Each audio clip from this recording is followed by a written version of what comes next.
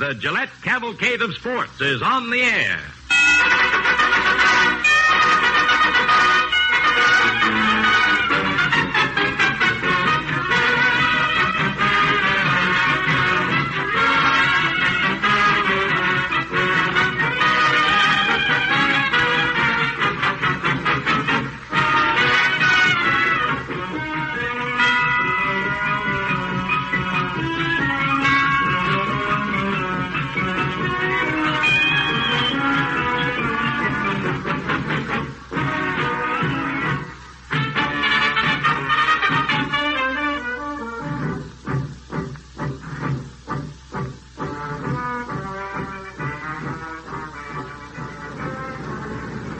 Baseball fans, this is Al Helfer greeting you from the Polo Grounds in New York, where the Cleveland Indians and New York Giants soon will take the field for the second game of the 1954 World Series.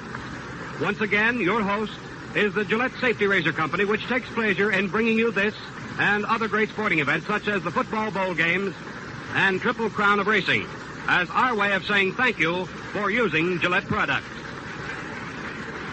And now for a special pregame treat, we turn the microphone over to a distinguished member of baseball's Hall of Fame, Frankie Frisch. Frankie's down in the clubhouse, all set to interview Dusty Rhodes and Vic Wertz. Come in, Frankie Frisch. Good afternoon, fans. Well, it was quite a ball game yesterday. I've been in a lot of World Series games, but that ball game yesterday was a dandy. And nobody left the ballpark until my guest, Dusty Rhodes. Oh, Frank. How are you, Dusty? Hey, what'd you hit off Bob Lemon? What was that pitch? Yeah, it was a curveball, Frank. Well, did you hit against him before? Well, only once. It was 2 years ago, I think it was. What happened? I was called out on strikes. Wait a minute, you were called on strikes? What'd you do, take three? Took all three of them. Well, now, how'd you feel yesterday walking up the plate? Well, Frank, you've been in a lot of these games. I was a little nervous. You're not kidding. The old Flash was really nervous. I mean, did you walk up the plate and say, well, Mr. Lemon, whatever you throw, old Dusty's going to cut and slash, and if it goes, it goes. Where was the pitch, Dusty, high or low? It was a little below the belt, away from it. Look, have you changed your stance since you've been on the Polo Grounds? We hear so much, they say, oh, that right field fence is short, the left field fence is short. And I was very much interested in what Bobby Feller said the other day. He said, now, look, he's talking about the Cleveland Club. He said we had a lot of chances to hit the ball up in the seats, but we just didn't do it. And Rhodes came up and pulled one, and there went the ball game. How was it? Well, Frank, I've had the same stance that I've broken baseball with 1947. I haven't changed a bit. You've always been a pull hitter, right? Always. And Leo sent you up in the right spot. Then he said, grab a bat, you're hitting. You didn't feel any nervousness, eh? No. Hey, Dusty, where's your hometown? Frank, I was born in a little town out in Montgomery, Alabama, Matthews, and I'm staying in Rock Hill, South Carolina now. Hey, did you ever play in that Montgomery ballpark? No, I never did. I saw Babe Ruth hit one. You know the embankment? They have an embankment out there in left field. It runs from the left field foul line to around to center field. And I saw the three outfielders standing up on that bank, and Ruth hit one in that Montgomery ballpark, and the three outfielders looked like mountain goats chasing this ball that Ruth hit. Babe could have had 3 home runs on it, but he just, lobbed around the bases. And he had a laugh at those three outfielders up and down that... That was in Crampton Bowl, wasn't it, Frank? Hey, you hit the name right on the head. That was it. Say, Dusty, I was very much interested in that ball game yesterday. I got a great kick out of it. What was the most interesting play to you yesterday? Well, I thought, Frank, that catch Willie Mays out in center field with a couple men on. Oh, that was a terrific play, and it saved the ball game. Yes, it did. Say, the fellow, I thought he was going right up in the center field seats. Never stopped. He has no fear of fences. No, great catch. Seen him bounce off a couple of them. Say, Dusty, I'd like to have you take this new Gillette one-piece razor set. Now, look, back here, this is what I'm interested in. This 1954 Gillette World Series record book. Hey, you'll get a lot of enjoyment out of that. And, say, fans, I'd just like to say a few words to the fans listening in. Your favorite store has a special World Series package, razor and book, both for the price of the razor alone. And continued success in this series, and keep whacking them. Thank you, Frank. I've always used this. Okay, thanks, Dusty.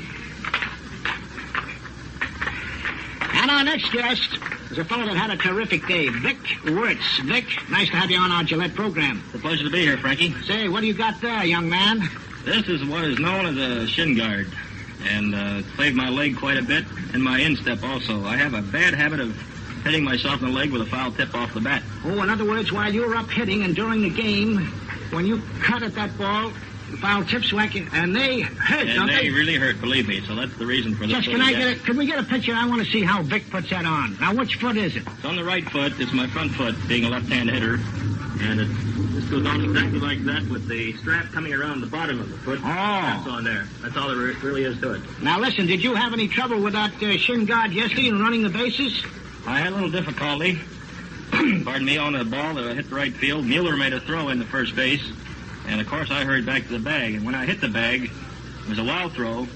This snap unbuckled. When I came into second base, it was flopping around on my foot.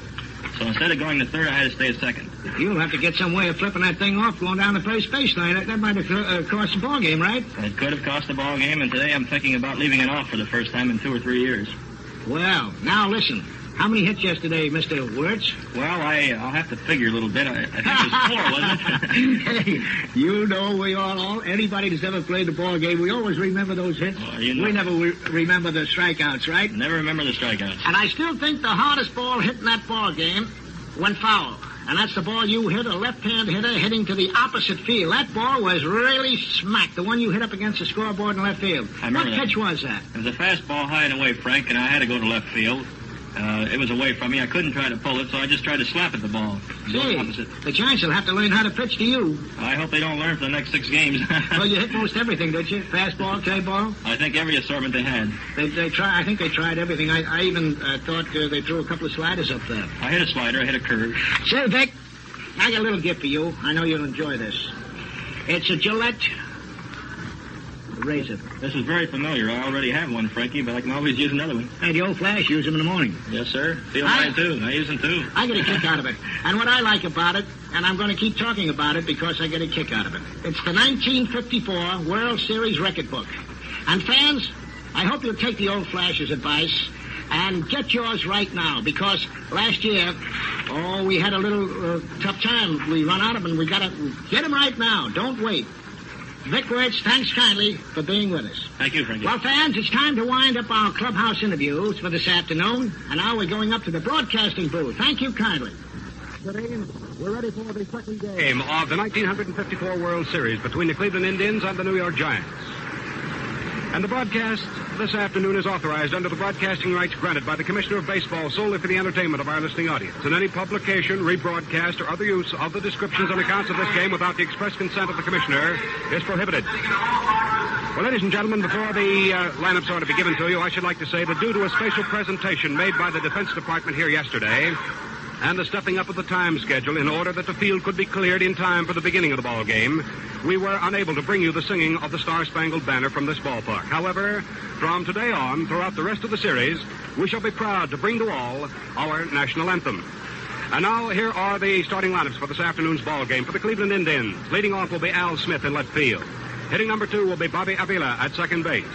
The number 3 hitter in the order will be Larry Dolby in center field, followed by the number 4 hitter, Al Rosen, in center field.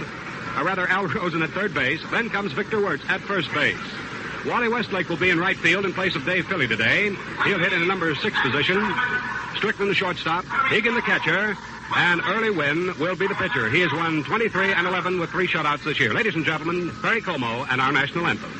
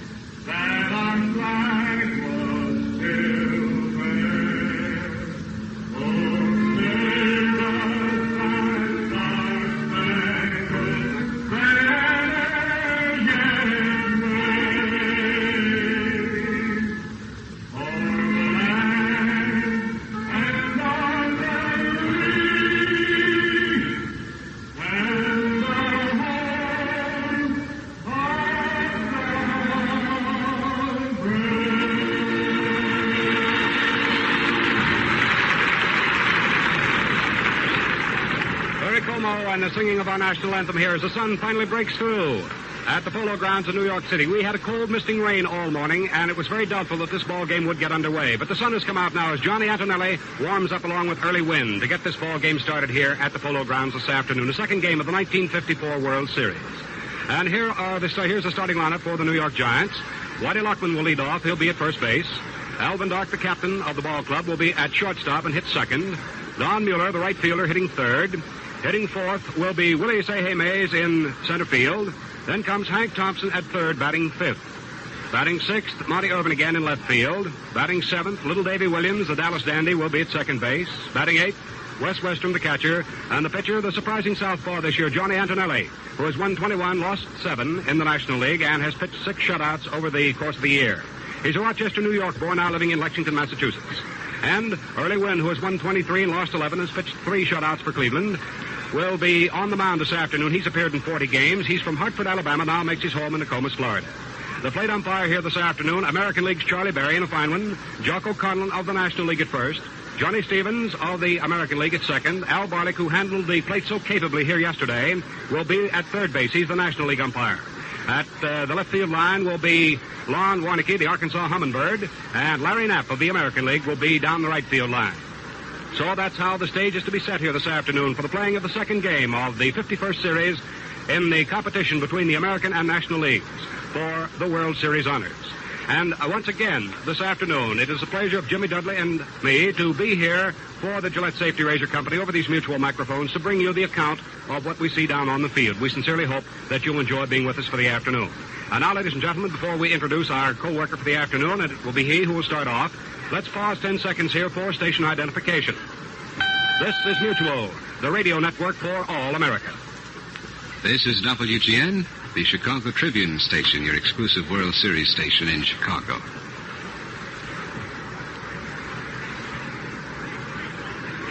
Right back at the Polo Grounds in New York City, where we're about to begin the second game of the 1954 World Series. The New York Giants come out to take the field. They've won one ball game here in the series and lead the Cleveland Indians 1-0 in the series. So now, I should like to introduce for the first portion of this afternoon's play-by-play the young gentleman whose southern voice sort of streaked into the hearts of the country yesterday, working his first World Series broadcast. From Cleveland, their fine broadcaster, Mr. Jimmy Dudley. And it's been a pleasure to be with him, and I know this afternoon we're going to rear our ears right back and get some more of the same. Jimmy, how about you today? Thank you, Big Al, and hello, baseball fans everywhere. Ready to go in the second game of the 1954 World Series.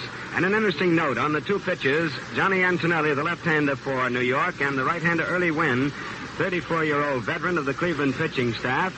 Neither has worked a World Series game before.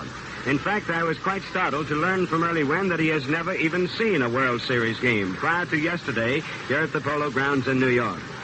Obtained by the Indians in 1948, Wynn is making his first appearance in the World Series due to the fact that he was not purchased or traded to the Indians by Washington until December of 1948, the last time that the tribe was in a World Series. Johnny Antonelli was the property of the Boston Braves in 1948, but he worked just a short time, had no record with the ball club. And of course, as we all know, Antonelli went from the Milwaukee Braves to the New York Giants. And it was one of the greatest things that could have ever happened to Leo Durocher and the Giants obtaining the services of this young left-hander. Who was their top hitter in the year with 21 victories as against only 7 defeats. The Indians saw him in spring training, and I can tell you right now, the boys on Al Lopez's club have a great deal of respect for this fellow who can really fire. He has a lot of swift, a left-hander with plenty of speed, good curve, and good control. When you find a left-hander with control, he'll give you a whale of a lot of trouble in any ball game. He's taking his final few warm-up throws, and the weatherman broke into the spirit here just about an hour ago as he cleared the skies overhead. The sun is broken through, and the Polo Grounds right now are bathed in sunshine.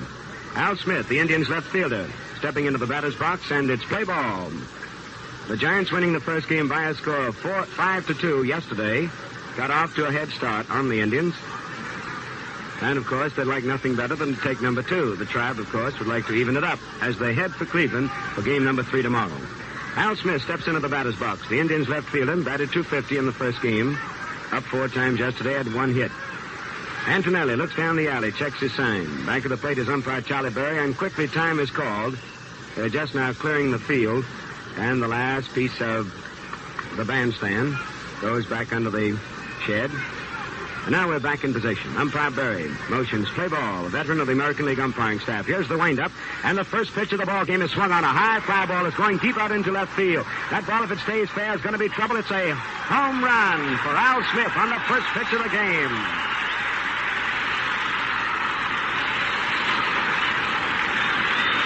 And Al Smith has come through, marking his name in the record book along with others who have opened a World Series game with a home run. And you can find the others that did it in the Gillette World Series record book. It's yours absolutely free, remember. That little record will be found on page 92, and Al Smith joins the select company of others whose names ought to be found in that Gillette World Series record book. First pitch, the first hit, a home run. The Indians lead 1-0. Bobby Avila is up now. Right-hand batter, he takes ball one high. The ball hit by Al Smith was right on the foul line and fair just by a couple of feet. That is his second hit of the series. Bobby Avila, Indian second baseman, batting .200. Swings on the next pitch and hits a ground ball to the shortstop. Doc is up with it. The throw to first, and Avila is out in a close play. Jocko Conlon, the umpire at first, calling the play. One out, and the batter is number 14, Larry Dolby.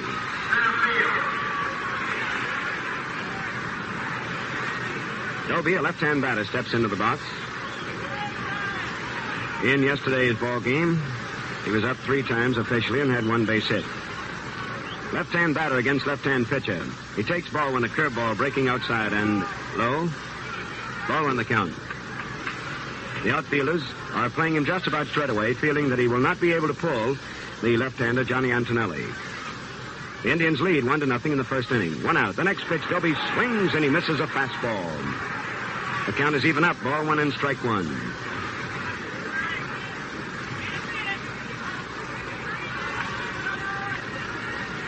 Larry Dolby, star center fielder with the Indians in the American League play of 1954. RBI champion of the league and home run king. Next pitch to him is a strike. He let a changeup go by and the count is ball 1 and strike 2.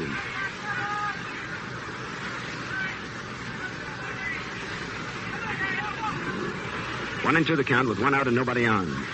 Batter on deck is Al Rosen, the Indian third baseman. Dolby batted .272 during the regular season. Here's the windup. Antonelli's pitch, and Dolby drops quickly to the ground for ball 2 high and inside. 2-2 count.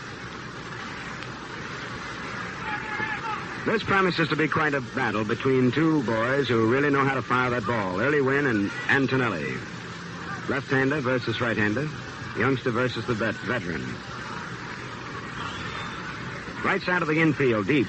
Davey Williams, second baseman, midway between first and second. The next pitch is strike 3 called. He struck him out. Dolby is called out on strikes. There are 2 gone. There is the first strikeout of the ball game. Brings up Al Rosen, number 7. The Indians' third baseman.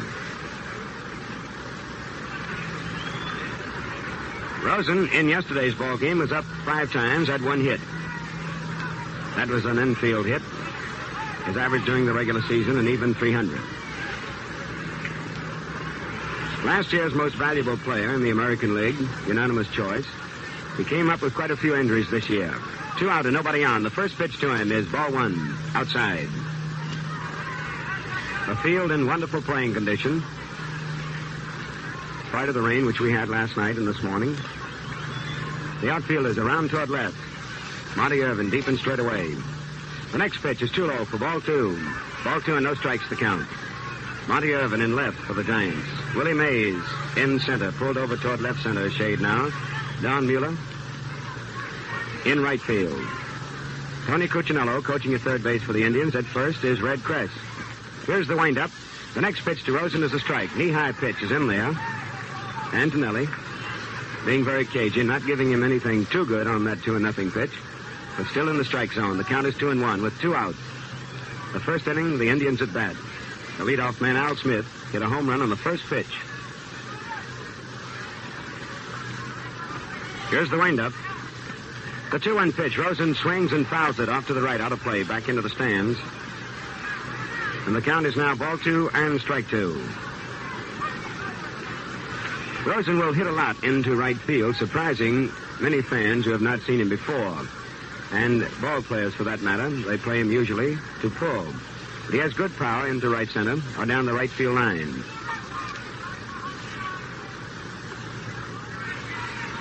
Powerfully built boy. 2-2 the count. Antonelli checks for his signs. Wes Westrom, the catcher. The next pitch is high and outside for ball 3, and the string is out. Full count of 3-2 on the batter. And if Rosen should stay alive, it'll bring up the Indians' first baseman, Vic Wertz. 2 out here in the first inning and nobody on. The Indians lead 1-0.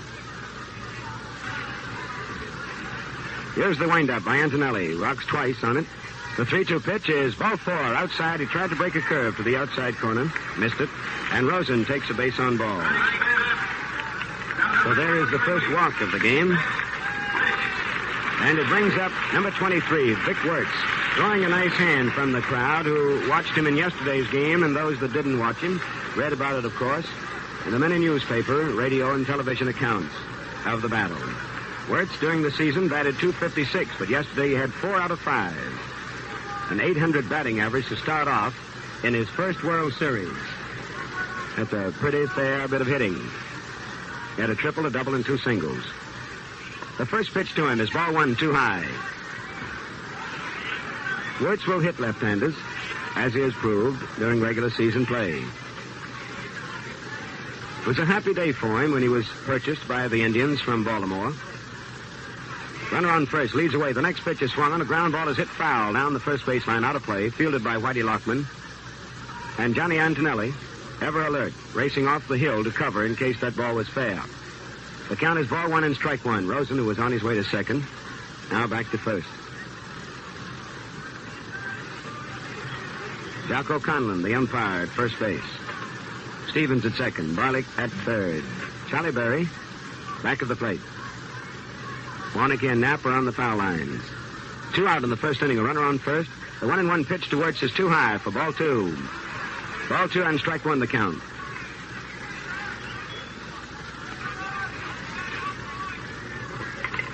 On deck is Wally Westlake.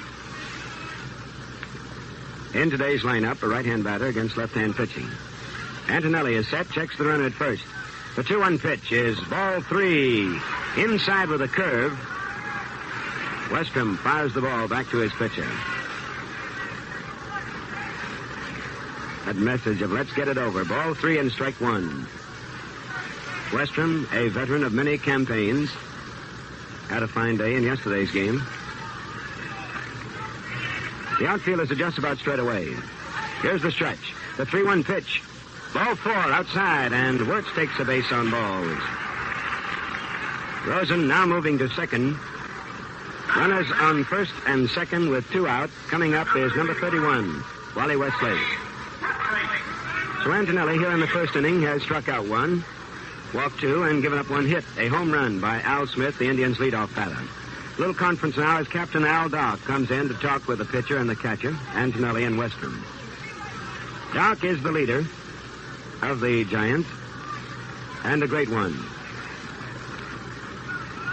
Trotting back to his position now, and Westlake steps in.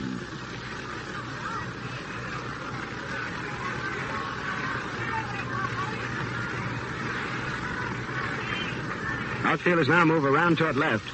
Monty Irvin, deep and straight away. Runners lead off with 2 out. The first pitch, Westlake swings and routes one through the middle, out of the second base into center field for a base hit. Here is Rosen coming around third, but he is being held up. The throw, a perfect strike into the plate by Willie Mays.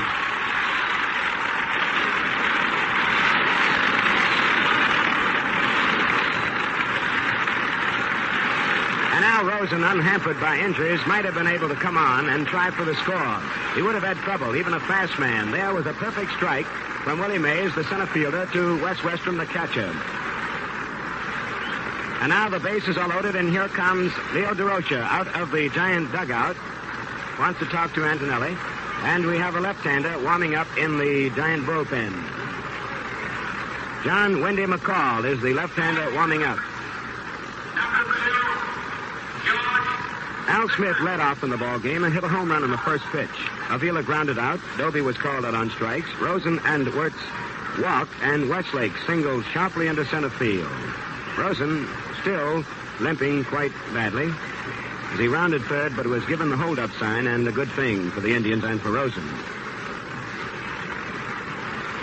Yes, sir, that Willie Mays is just as amazing as any ball player has ever been or ever will be. He's already established as a major league star. He's certainly carrying a big load, though, for a 23-year-old. But he's not the youngest player on the Giants. That honor goes to Joe Amalfitano, bonus baby, who just turned 20 last January. Not only their ages, but all players' heights, weights, batting positions, and past performances ought to be found in the new Gillette World Series record book. Better get yours right away.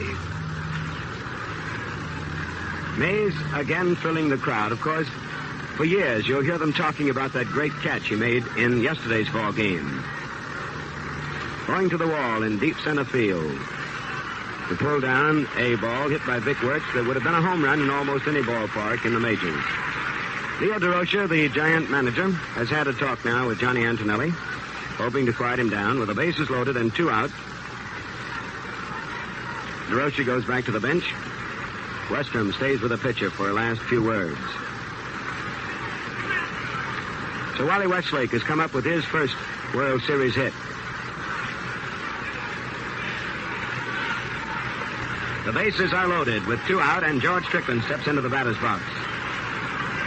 Strickland was 0 for 3 in yesterday's game. During the regular season, batted .213. Right-hand batter. The runners move off. The first pitch is ball one high and inside. A fastball up around the brim of the cap, and Strickland now steps out. Ball on the count. Red Kress coaching at first base, shouting encouragement down to his batter. A change in the Giant bullpen. Jim Hearn, a right-hander, starts warming up in place of McCall. Here's the windup. The next pitch. Strickland takes a strike, a fastball. A throw to second is going to be close. Wertz comes back on a head-first dive. Getting a hand on the bag just ahead of the throw. Westrom to Davey Williams. Real heads-up baseball. Westrom brought a perfect throw to Williams. And Wertz knew he had to get back in a hurry. There are 2 out here in the first inning. The Indians at bat with the bases loaded. 1 run home. George Strickland, the batter, with a count 1-1. Rosen on third, Wertz on second, and Westlake on first. The windup. The next pitch is a changeup outside for ball 2. The count is 2-1. Batter on deck is Jim Hegan, Indian catcher.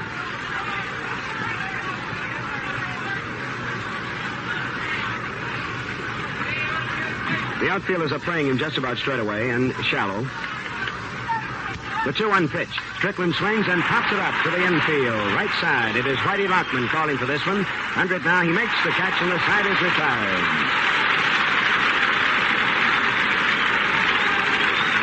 So in the first inning for the Indians, knock up 1 run on the total of 2 hits. There were 2 walks and 3 men left. Going into the last half of the first inning, the score is Cleveland 1, New York Giants nothing. Don't let that future Rookie of the Year in your family hook you on the end of a baseball question during the series or in the months to come. Get yourself and him one of those fact-filled Gillette World Series record books, and you can dish it out with the best of them. This authoritative book is jam-packed with dope little leaguers like to discuss. Scores of series games, modern record-breaking feats, players' rosters, basic rules, composite box scores of the 53 series. And it's free when you buy the one-piece Gillette Super Speed Razor, travel case, and Blue Blade dispenser at the regular price, just $1. Be sure to pick up one tonight or tomorrow at the latest if you want to really rate with your little guy. They're going fast.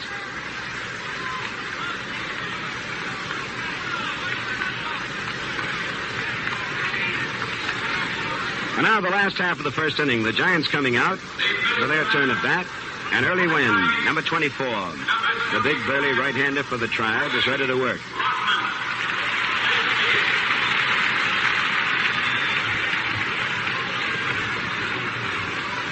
A ball player who is strictly business, and on the day he's pitching, nothing else matters. He's pitching, and he wants to work himself into a mean mood. He makes no bones about it. He says, sure, I'm mean. That's my bread and butter out there on the mound. He kicks the rosin bag now off the mound, back to the grass behind him. and is ready to go to work. He won 23 ball games during the regular season while losing 11. And the last month of the campaign was one of the most effective pitchers in the American League. Number 25, Whitey Lachman, the Giants' leadoff batter, steps in. Left-hand batter, he had 1 out of 5 in yesterday's game, posting a 200 batting average for the series in one game. Here's the wind-up. First pitch is ball one outside. Ball on the count. Herman Franks, the coacher, at third base. Freddie Fitzsimmons at first. The sun leaves us briefly, we hope. Next pitch. Lachman swings and chops one off the plate. Out toward the pitcher's mound. Wynn comes fast, picks it up, fires to first, and the runner is out on a close play. Wertz taking that throw right out of the path of the runner. Lachman was digging hard, hoping to beat it out. Wynn with a quick throw got him. Lachman going out, pitcher to first, 1-3. In case you're scoring the game along with us, we hope you are. 1 out, and that brings up Alvin Dodd, the Giants' shortstop. He had 2 out of 4 yesterday, giving him a 500 average to start off in the World Series of 1954. Batted .293 during the regular season. Feet wide apart, a right-hand batter. Wynn's first pitch, he swings at it and fouls one off to the right, coming back into the stands, out of play. Strike one the count.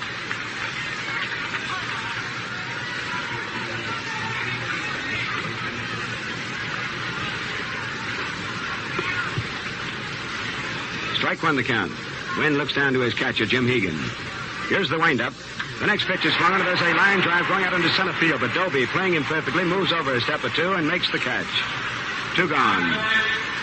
Number 22, Don Mueller. 2 up and 2 down. The next batter, number 22, Don Mueller, the Giant right fielder. Mueller batted .342 during the regular season. In that tight National League batting race, Willie Mays, the winner, Duke Snyder of the Brooklyn Dodgers, and Mueller of the Giants. Mueller was second. Yesterday, he had 2 out of 5. A left-hand batter. 2 out, swings on the pitch. It's a ground ball, a long hop, taken by Bobby Avila at second. The throw to first, and Mueller is out. Mueller grounding out. Avila to Wertz, 4-3. 4-3. So for the Giants in the first, it's no runs, no hits. Nothing across. And the score at the end of the first inning, Cleveland 1, New York nothing. Say, if you don't have that up-and-at-'em look and feel wonderfully refreshed after a shave, this is for sure. You're not using today's one-piece Gillette. It takes shaving cream and this precision-made razor to turn the trick. Why pass up shaving comfort and convenience? Get an up-to-date one-piece Gillette.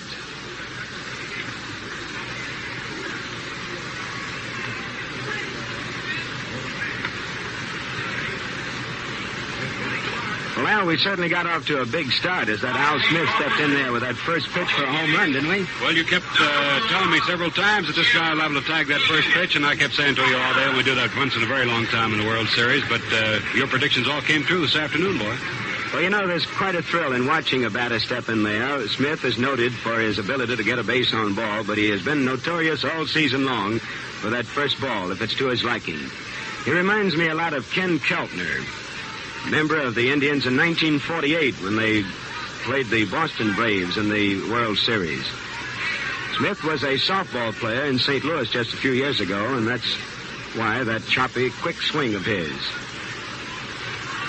Now in the first half of the second inning, leading off for the Indians is Jim Hegan, the Tribe catcher, right-hand batter. Antonelli is ready. The first pitch is swung on. A ground ball is hit fair down the third baseline. It's right over the bag. Going all the way to the wall, and Hegan makes the turn at first. Is going for 2. Irvin is up with it. The throw into second. Too late. Hegan is in there on the slide, safely with a double. Going 0 for 4 yesterday. This, then, is Hegan's first hit of the series, a 2-base hit. It split the bag at third base. Actually landed in foul territory, but went over the bag fair. A 2-base hit. Hit number 3 for the Indians off Antonelli. And the batter is Early Wynn, the Indian pitcher. Hearn continues to warm up for the Giants. Wynn is a switch batter. and a pretty good hitting pitcher. Runner on second and nobody out in the second inning. Antonelli checks the sign. The runner back at second. The pitch, and there's a bunt down the third baseline. Hank Thompson, the third baseman, in. Up with it, the throw to first, and Wynn is out as Hegan moves to third on the perfect sacrifice. The sacrifice for Wynn going out. Third baseman to first baseman. 5-3. And now the runner is on third with one out. The batter, number 32, Al Smith.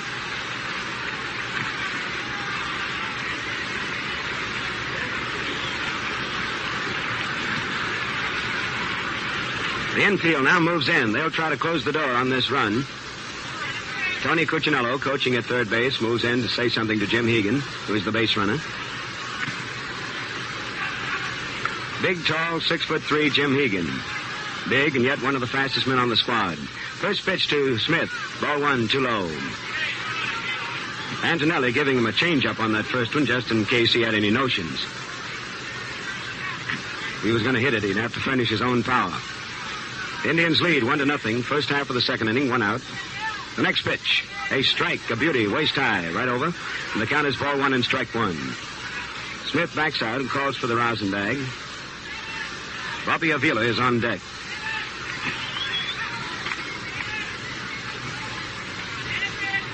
The outfield playing Smith straight away. Infield in tight. Antonelli shakes off a sign. Here's the windup. The 1-1 pitch is swung on. The ground ball is hit foul down the third baseline, fielded by Hank Thompson, who moves just about as quickly as any ball player in the business at that position. Ball one and strike two the count. Thompson, after giving the ball to Antonelli with a few words, trotting back to his position. It's always interesting to watch them. They move around from time to time, shouting to one another behind the glove, moving in to pass on a bit of information to a pitcher. The count is 1-2. First half of the second inning with one out. Hegan led off with a double and was sacrificed to third by the pitcher, Early Wynn. Now Smith moves back into the batter's box. Here's the windup. The 1-2 pitch, he swings and fouls it down the left field line. It's curving into the crowd, out of play. Ball one and strike two.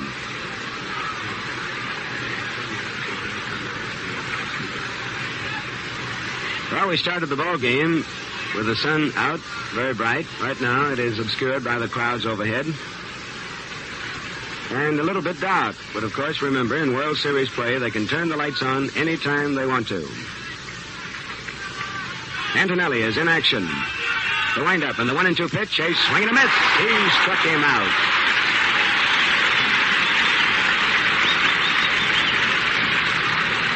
Smith going down swinging on a fastball.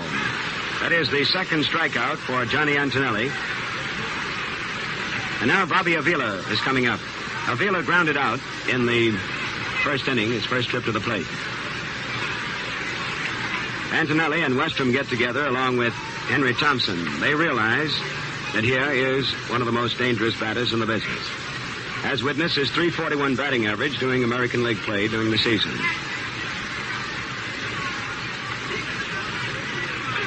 Hegan on third with two out.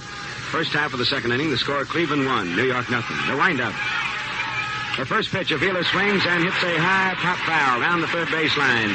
Henry Thompson, third baseman, over near the stands. He's under it, and he has it. But the out that retires the side. And a fine bit of pitching on the part of Johnny Antonelli. Man on third and only one out, and he closed the door on the runner. For the Indians in the second, no runs, one hit, one man left. And going into the last half of the second inning, the score is Cleveland 1, New York nothing. And now the kings of heel and toe, Johnny and Joe. Hey, dig these taps in 2-4 time. You guys and dolls should rave. We look sharp, too, 'cause we just had a super Gillette shave. When you are beat, a fast, slick shave gives you a charge, you see. Say, I could dance my shoes right off. Gillette for me. To look sharp, yes, your very best. To feel sharp all the livelong day. Just be sharp and keep whiskers off in the quick, refreshing Gillette way. While the supply lasts, you get the new Gillette World Series record book free with the Gillette Super Speed Razor Set. Pick up your copy in time for tomorrow's game.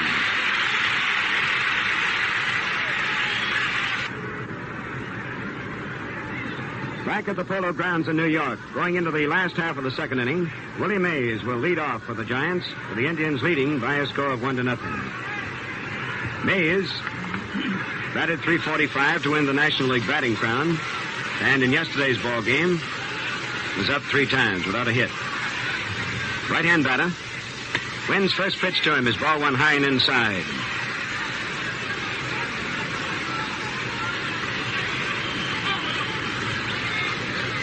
Wynn has won 17 or more ball games every season since joining the Indians in December of 1948.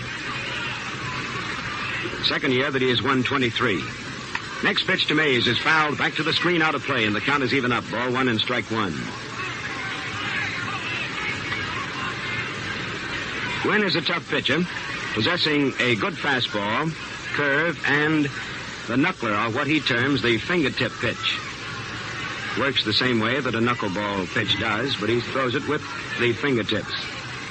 The 1-1 pitch is ball 2 outside, a curveball breaking away. The count 2-1.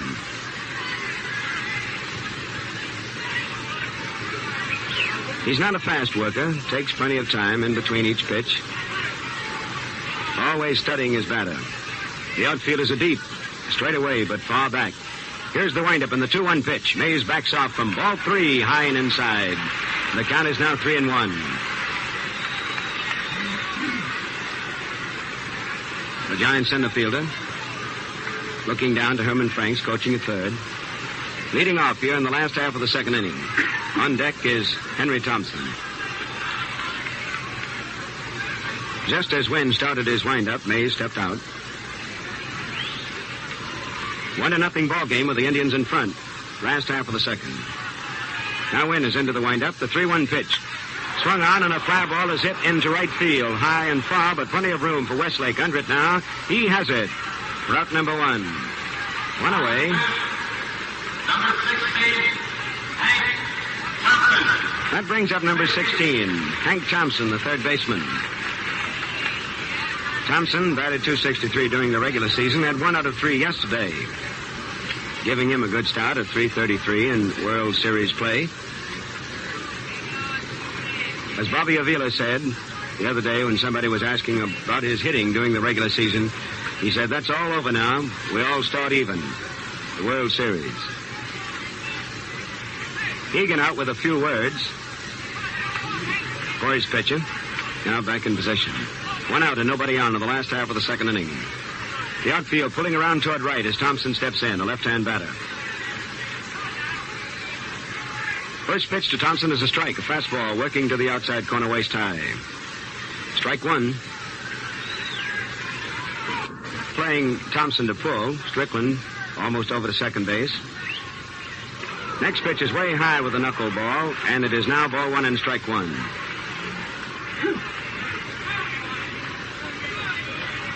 Occasionally, that pitch will get away from the best of them. Wynn takes that slow, rocking windup of his. The next pitch is ball 2, a fastball high and inside. 2-1 the count.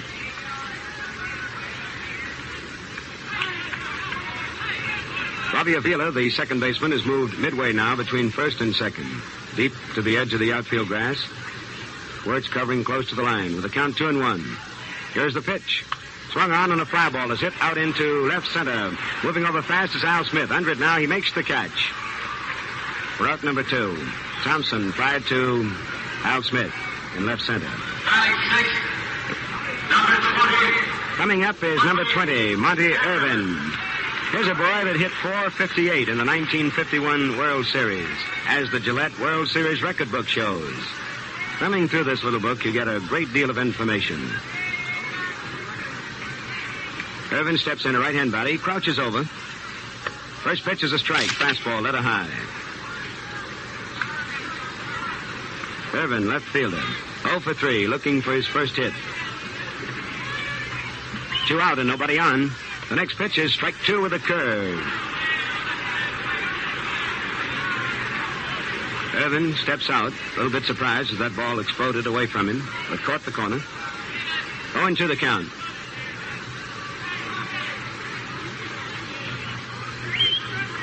And the next pitch is strike 3 called with a curveball. Little high. Again, he leaned away from the plate. He's called it on strikes. There is Wynn's first strikeout of the game. And for the Giants in the second, no runs, no hits, nothing across. At the end of 2, the score is Cleveland 1, New York 0. And now we pause 10 seconds for station identification. This is Mutual, the radio network for all America. This is WGN Chicago, the Chicago Tribune station, your exclusive World Series station.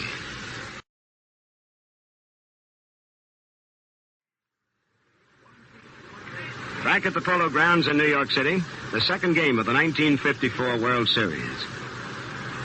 Now, I understand that in moving to Cleveland tomorrow that they're expecting a crowd between 75 and 80,000 for the third game of the World Series. Well, I know this much, Jimmy, that if it's anything like that New York series, New York Yankee-Cleveland series we had out there with you fellas just before the decision was made on the American League pennant, we can expect even more than that. Many people have said that it will probably be a record crowd for not only World Series, but also to ever see a baseball game, and I wouldn't be a bit surprised that might be right. Well, depending on the weather, they have a good chance of setting a new record, Al, and it's a great deal of pleasure and gives us a great deal of pride to be able to sit with the fans and on the World Series. We wish that more could see them. However, we hope that you folks all around the world are enjoying our reports. All right, in the first of the third, it'll be Larry Doby leading off. Left-hand batter was called out on strikes in the first inning. First pitch to him. His ball went outside.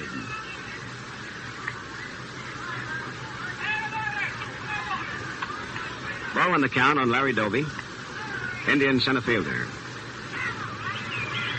The sun still trying to break through. Occasionally looks down on us. Here's the windup. The next pitch is ball 2, high and inside.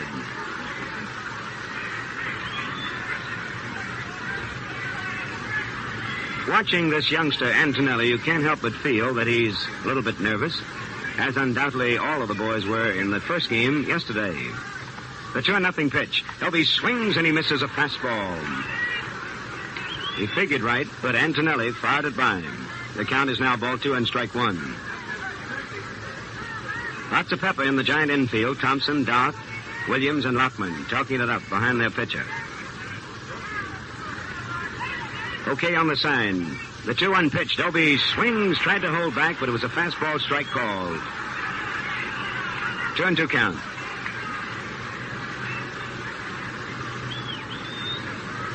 The wind is just the opposite from what it was in yesterday's ball game, blowing toward left field today. Cross from first to third. The 2-2 pitch. Doby takes strike 3 with a fastball to the inside corner. He's called it on strikes. And boy, he knew it. The minute that pitch was in there, he walked quietly away. Second time that he has been called out on strikes. The third strikeout for the Giant left-hander. He'll give you a battle right down to the wire, that's for sure. Posting a record of 21-7 during the regular season. Al Rosen now steps in. He walked in the first inning. Swings on the first pitch, and it's a ground ball past the pitcher. Doc moves over toward second, is up with it. The throw to first, and on a nice play. Rosen is out. Oh, that Doc really showing you how to play that position. Rosen grounding out. Doc to Lachman, 6-3. 2 up and 2 down, and the batter is number 23, Vic Wertz. He drew a base on balls in the first inning.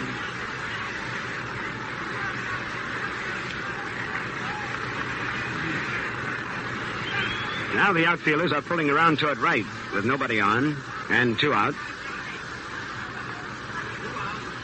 Antonelli started the wind-up. Now pauses and goes back to the rosin bag. 2 out. Here's the wind-up. The first pitch to Wertz. He takes ball 1 low into the dirt. Good stop by Wes Westrom.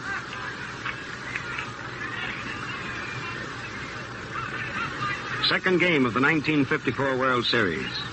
The Giants won the first 5-2. The Indians leading this one 1-0. First half of the third.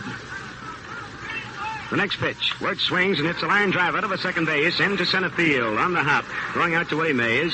Wertz holding up at first on the throw to the infield. And there is his 5th hit in World Series play. This being his first World Series. So it gives him 5 out of 6. Certainly has the fans buzzing. Now stepping into the batter's box is Wally Westlake. In the first inning, he singled into center field.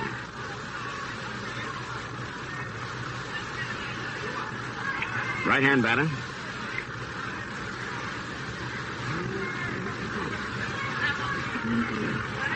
Wertz on first. Lachman holding against him with 2 out. Here's the stretch. First pitch to Westlake is ball 1 high and outside.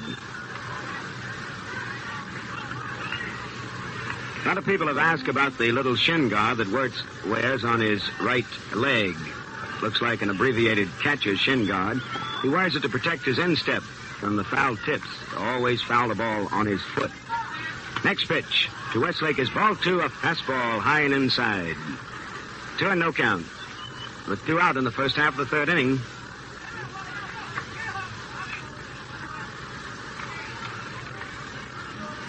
On deck is George Strickland. Antonelli okays the sign, checks the runner. The pitch is high for ball 3. 3 and no count.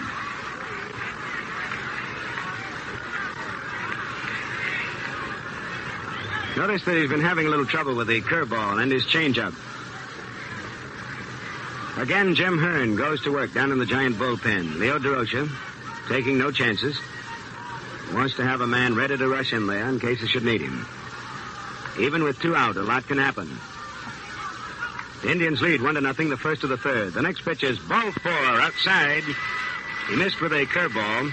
Westlake takes the walk. Wertz moves to second.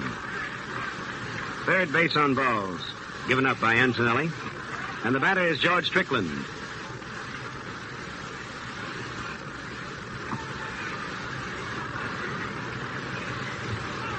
Strickland came up in the first inning with the bases loaded, 2 out, and popped to the first baseman, Whitey Lachman.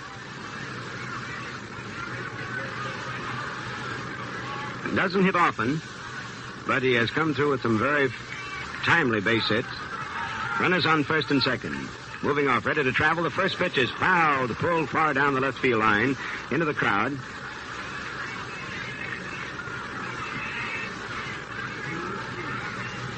Count is strike 1.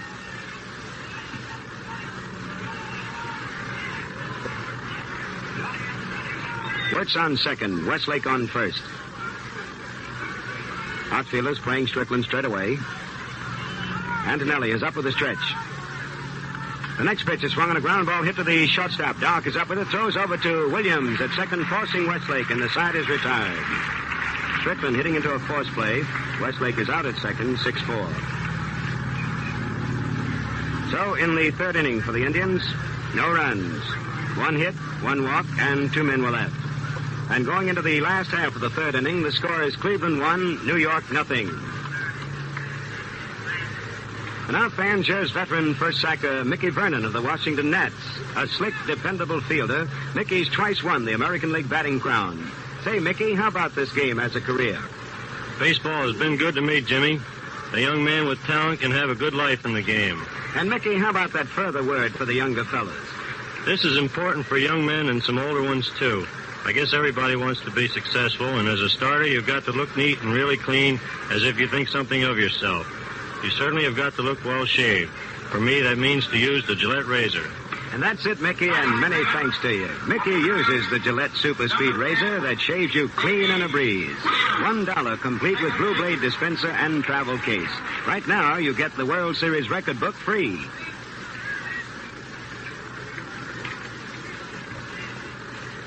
And now we go into the last half of the third inning here at the Polo Grounds. Leading off for the Giants is Davey Williams, the second baseman. Williams Was up 4 times in yesterday's ball game, but went hitless. He's probably wondering what's happened to these Indian pitches in spring training when he hit them as if he owned them. Right-hand batter, the little fella's in there waiting. Win into the windup. The first pitch is fouled back to the screen. Strike one.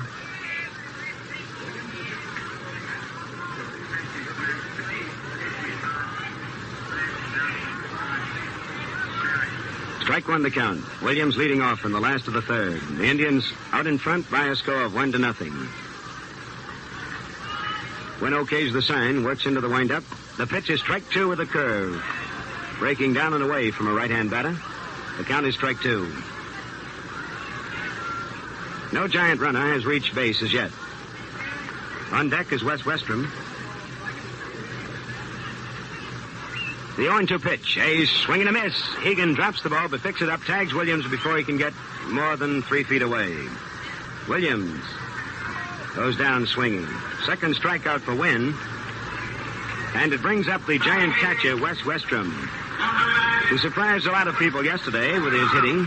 After batting only 187 during the regular season, he had 2 for 4. And the 2 outs were line drives, one of them into right center that Larry Dolby pulled down to rob him of a base hit. So Westrom is off to a good start with a .500 batting average for the first day's play. 1 out and nobody on. The first pitch to him is ball one high and inside.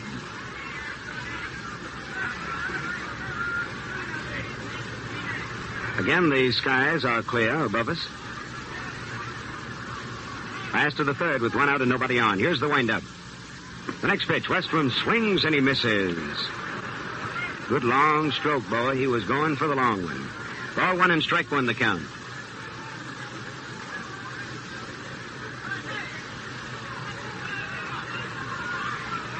Al Smith, the Indians' left fielder, deep and straight away.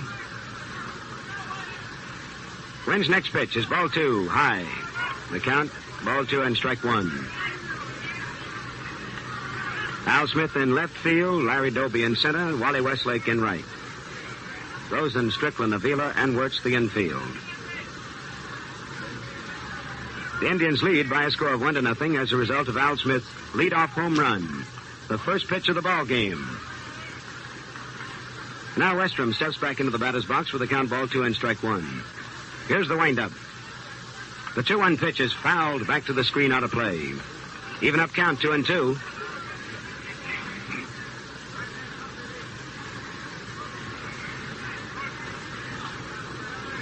Ball 2 and strike 2. A new ball tossed into play. Smith's home run was one that cleared the roof right on the foul line into left field. All right, the 2-2 pitch. Fouled back to the screen, and Westrom is still alive with a count 2-2. That was back into the press box where writers from all over the country are working today's ball game. 2-2 count.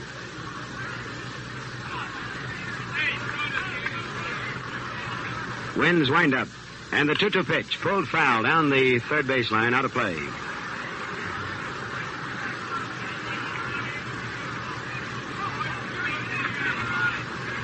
Mike Garcia, the Indians' right-hander, has been announced as the tribe pitcher for tomorrow's game, the third game of the World Series, which will be played at Cleveland's Municipal Stadium. Leo Durocher has stated he will announce his starting pitcher after today's game. Next pitch to Westrom is ball 3, outside and low, and the string is out. Full count of 3-2. Wynn was hoping to get one to the outside corner about knee-high, but it missed by a shade. And it is now 3-2.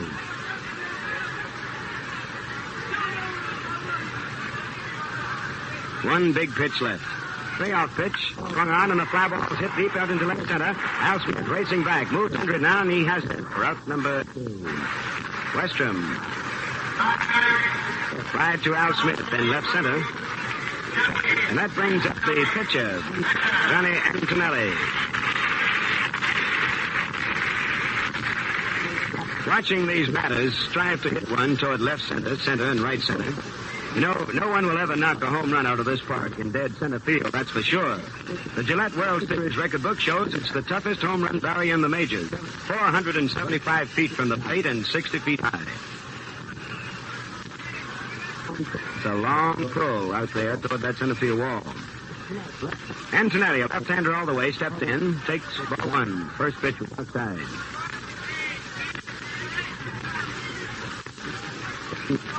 Speaking of long ball hitters, Antonelli has had 2 home runs here in this ballpark during the regular season. 2 out and nobody on. Next pitch, swings and pulls it foul down the first base line. Wertz moving over to field the ball, but foul, out of play. Ball 1 and strike 1.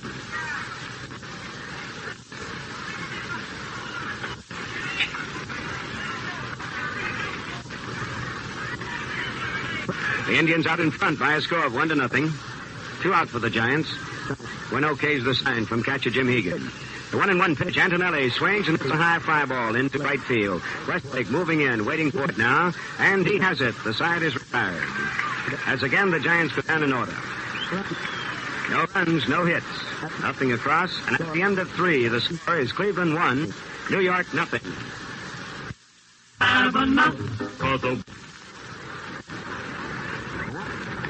And now we head into the first half of the 4th inning here at the Polo Grounds in New York.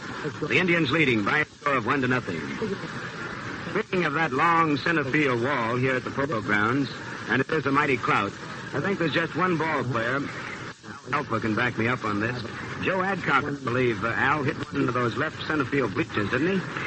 Yeah, he hit one out into the left center bleachers, but there was also a story out, and I believe it to be true, that the big fellow who used to play first base for the Cleveland Indians when he was in the Negro League hit one into the right center field stands here. And you know who I mean, don't you? Yep, Big Luke Eastley hit one in those right center field bleachers. It's quite a poke, Jimmy. I doubt you're going to see it very often. That's for sure. Hank Lieber, the one-time Giant player, 1937 World Series, hit one back there in the well, which DiMaggio pulled down in the shadow of that marker says 483. Now we head into the first of the 4th. Jim Hegan is the leadoff batter. Antonelli's first pitch to him is ball 1 outside and low. For the double in the 2nd inning, was sacrificed to 3rd but left stranded as Smith and Avila went down for the fine pitching of Johnny Antonelli. Here's the windup. Next pitch, Hegan swings. The ball is hit out into right center. Mays is traveling, going still under it. Has it.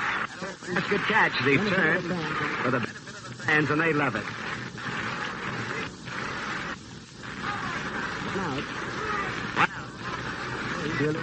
Yes, sir, he really patrols that garden.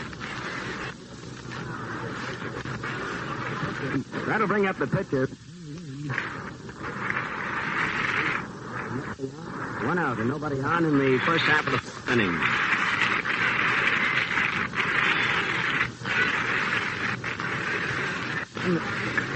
When the teams move to Cleveland, that huge outer garden of Municipal Stadium, we should see some great plays. We've seen them here.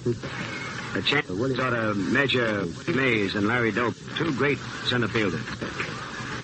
Early Wynn, batting right, swings on the first pitch, foul back to the screen, strike 1.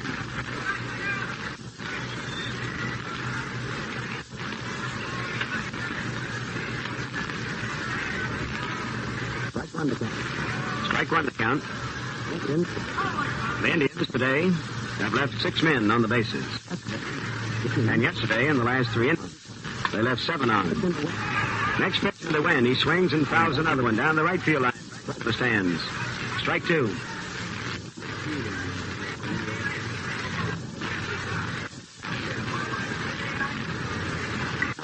Going to the count, 1 out. Nobody on. A new ball is thrown into play by the umpire back of the plate, Charlie Berry, of the American League umpiring staff. It's very close here in New York. Hot, humid day.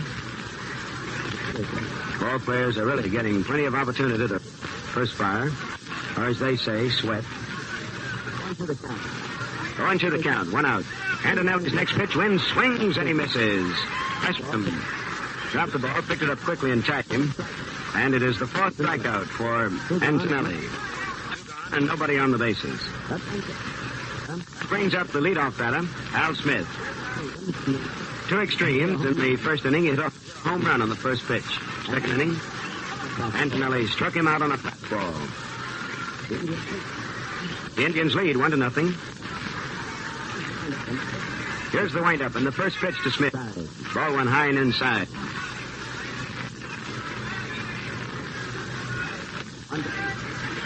On deck is Bobby Avila. The Indians have a total of 4 hits.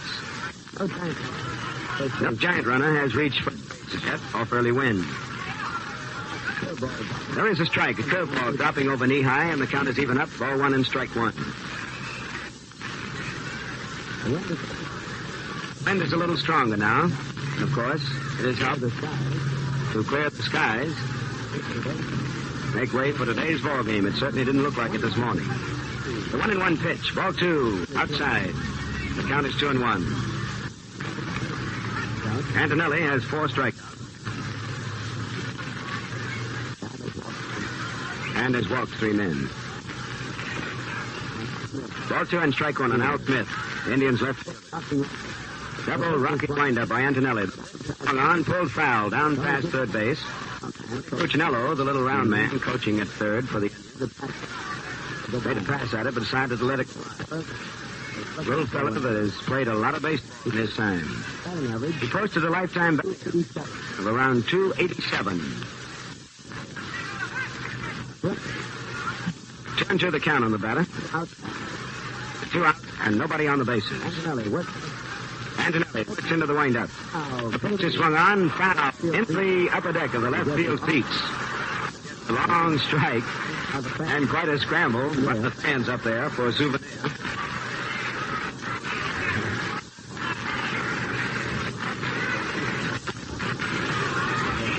Mad scramble for a ball that costs $2.50. $85 suit, but get that ball. Ball 2, strike 2 the count.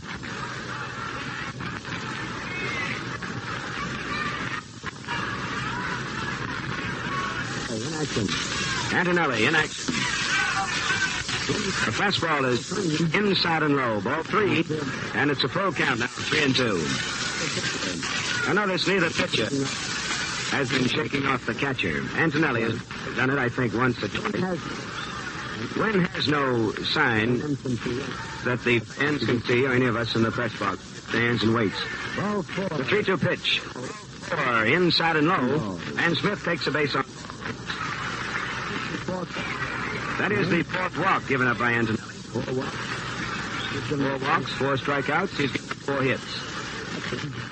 But he's been effective when the chips were on the table. Again, there are 2 out, and the Indians have a runner on first. That'll bring Bobby Avila.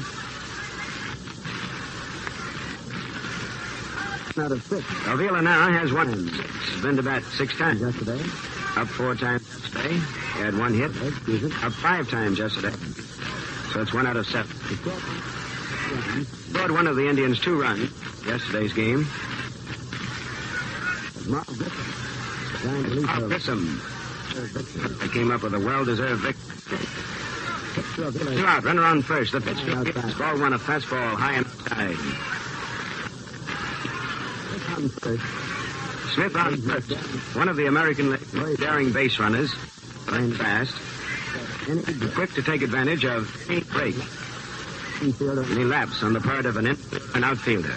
3 times during the season, it went from first to third on a sacrifice bunt by Avila. The next pitch, Avila swings, and there's a hard swing. Beautifully knocked down by Thompson. Up the throw to second, and is out. A beautiful play.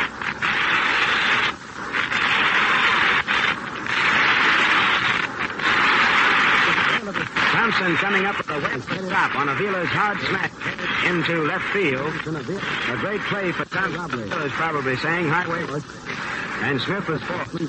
Third baseman is second baseman. 5-4. So for the Indians in the front, runs, no hits. 1 man left.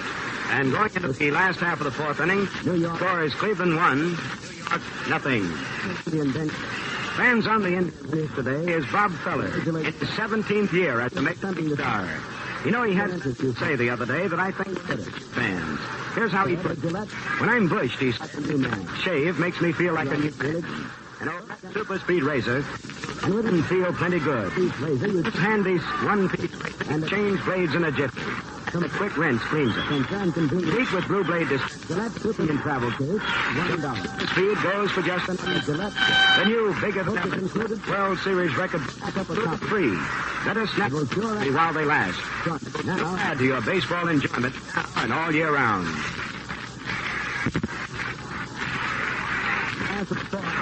And now it's the last of the fourth, and the fans here at the Polo Grounds are calling for a little action on the part of the Giants. Whitey Lachman is the leadoff man, the top of the batting order. First pitch, ball went inside. Wynn has retired 9 men in a row. Cleveland 1, New York nothing. Alvin Dock on deck.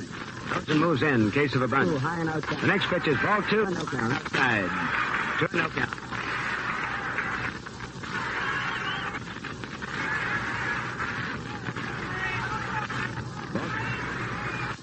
Ball 2, no strikes. The Indian right-hander. Pitches, a strike. Fastball, waist high. Ball 2 and strike 1. He's a great competitor, this win. Okay's the sign from his catcher, Hegan. The 2-1 pitch. Lachman swings and fouls a knuckler back to the screen.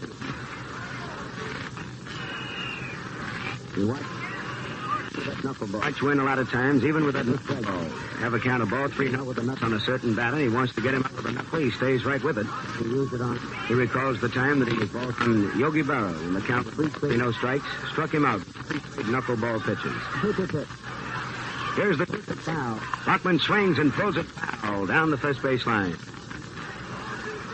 Getting Freddie Fitzsimmons out of the way. Ball 2 and strike 2 the count.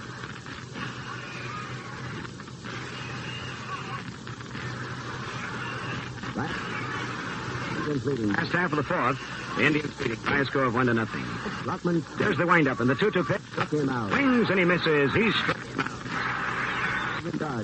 Coming up now is Alvin Dock. Nobody on. And right now, 10 seconds for station identification. This is Mutual, a radio network for all of GM. WGN, your World Series station in Chicago.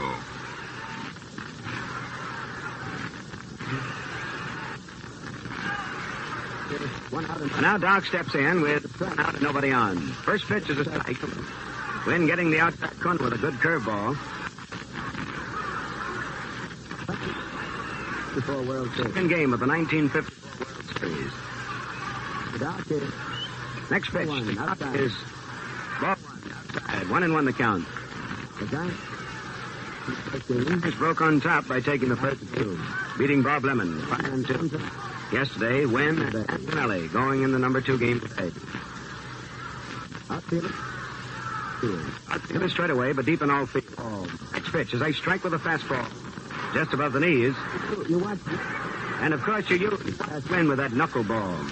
Fastball seems even faster. 1-2 count.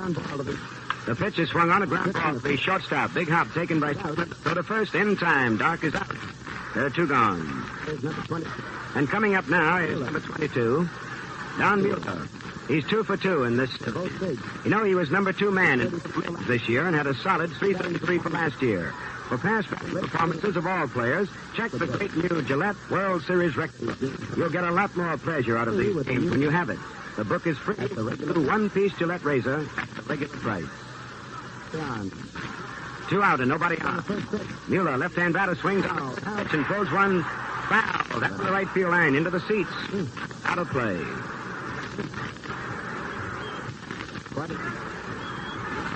A thrill for the fans in that direction. But a foul ball. Just a long strike. Wynn's next pitch. Wide of plate for ball 1. 1-1 the count. This is the last of the fourth, with the Indians leading by a score of 1-0. Mueller up in the first inning, grounded out. Second to first. 2 out and nobody on. There are 2 out and nobody open. When it pays the sign.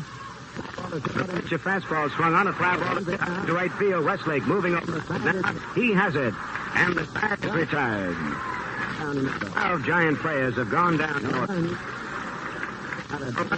No hits. And not a Giant man has reached first. At the end of 4 innings, the score is Cleveland 1, New York nothing. Fans, the better you know America, the better the future looks. We, along with Canada, are growing and improving in just about every way. Our population has been increasing at an amazing rate, giving us more families, bigger families. Our working force has expanded greatly. Life expectancy is longer. We're saving more and spending more, eating more and better food. The benefits of education, travel, and leisure are enjoyed on a scale never before known. Discoveries and inventions have created new and exciting opportunities. Our Canadian, as well as our American listeners, to write for the free booklet, Future of America. Address Box 1776, Grand Central Station, New York, 17, New York. A special issue in French is also available.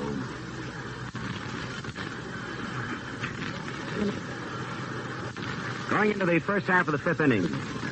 The Indians leading the Giants 1-0 here at the Polo Grounds. Speaking of Indians, Al Lopez, the manager of the tribe, had a visitor today. He got quite a kick out of watching the ceremony, presentation of a real Indian chief headdress presented to Al Lopez by a fine old friend of his, full-blooded Indian, Yellow Horse, at one time a pitcher with the Pittsburgh Pirates. A friend of Al Lopez over the years. And now in the first of the 5th, it'll be Larry Dolby. His 3rd time to the plate. Antonelli has struck him out twice. Called it on strikes both times. First pitch, Dolby takes ball 1. Curveball breaking outside and low. Ball 1 the count. Outfielders around toward right.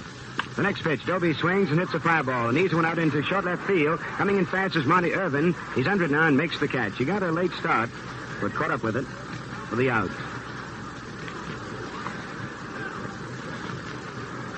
That brings up Al Rosen. The Indian third baseman has a walk to show in 2 trips.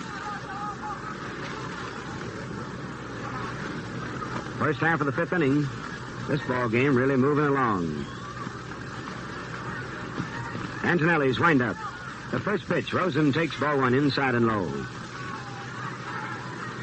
The only run of the game came in the 1st inning when Al Smith, Indians leadoff batter, hit the first pitch over the left field roof. Next pitch to Rosen. He swings and hits one through the hole into right field, a base hit. Hitting to the opposite field between second and first. Rosen is on first now with hit number 5 for the Tribe.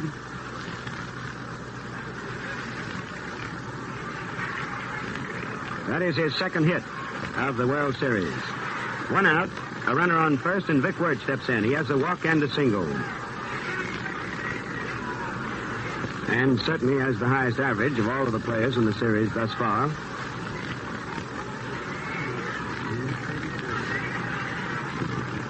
Wertz is batting .833 at the present time. Yesterday's game and today's. 1 out. First pitch to him. He takes a strike. Fastball by him about knee high.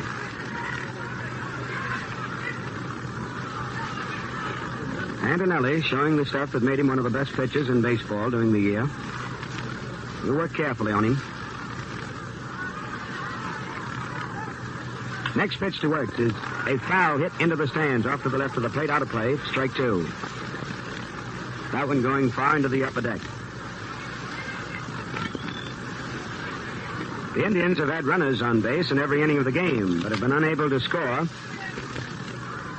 They left 3 men on in the first, 1 in the second, 2 in the third, and left 1 in the fourth. They now had a total of 5 hits, and Antonelli has walked 4 batters. But he's had it in the tight spots. This time he has a runner on first with 1 out in the first half of the 5th inning. Here's the stretch. A look to the runner at first. The pitch is swung, and there's a fly ball into left field. Monty Irvin moving back is under it now. He has it for out number 2.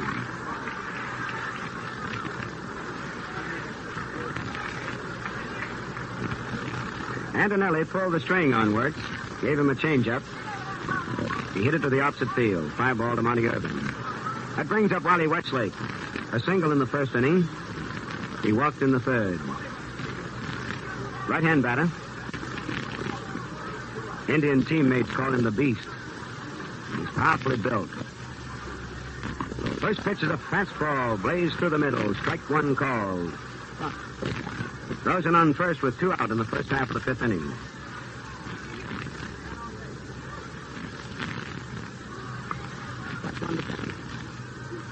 Strike one to count. Rosen takes a short lead. Next pitch is wide of the plate, ball 1. 1-1, the count is even up.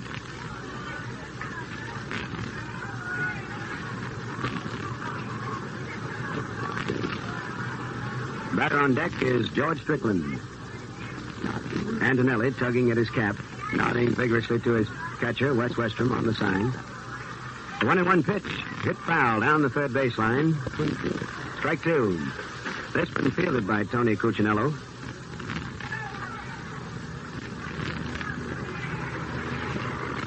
Ball 1 and strike 2, the count on the batter.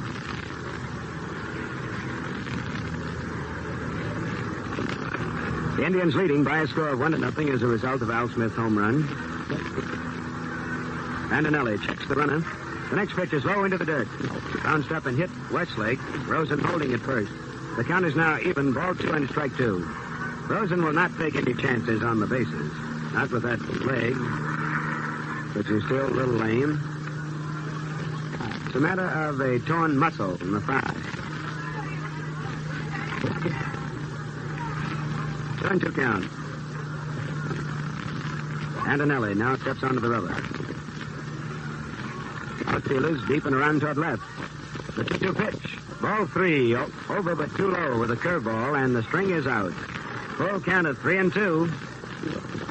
And now with 2 out, Rosen will be on the move. Whitey Lachman, with the right-hand batter up, moves to first base to hold him. Westlake's single in the first inning was into center field, right through the middle. It's in the third. 3-2 count. Takeoff on the sign. Antonelli okay on the next. The 3-2 pitch. Chase swing and a miss. He struck him out. Strikeout number 5 for Johnny Antonelli. Boy, this is a real humdinger. Westlake goes down swinging, and for the Indians in the 5th, no runs, 1 hit, 1 man left. And going into the last half of the 5th inning, the score is Cleveland 1, New York 0. Say, when it's hard to get rolling in the morning, there's nothing like a clean, refreshing shave with shaving cream and a Gillette Super Speed razor to shift you into high gear.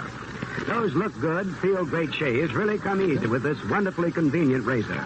Twist the handle and the razor opens. Hook on a blade, twist again, and you're all set.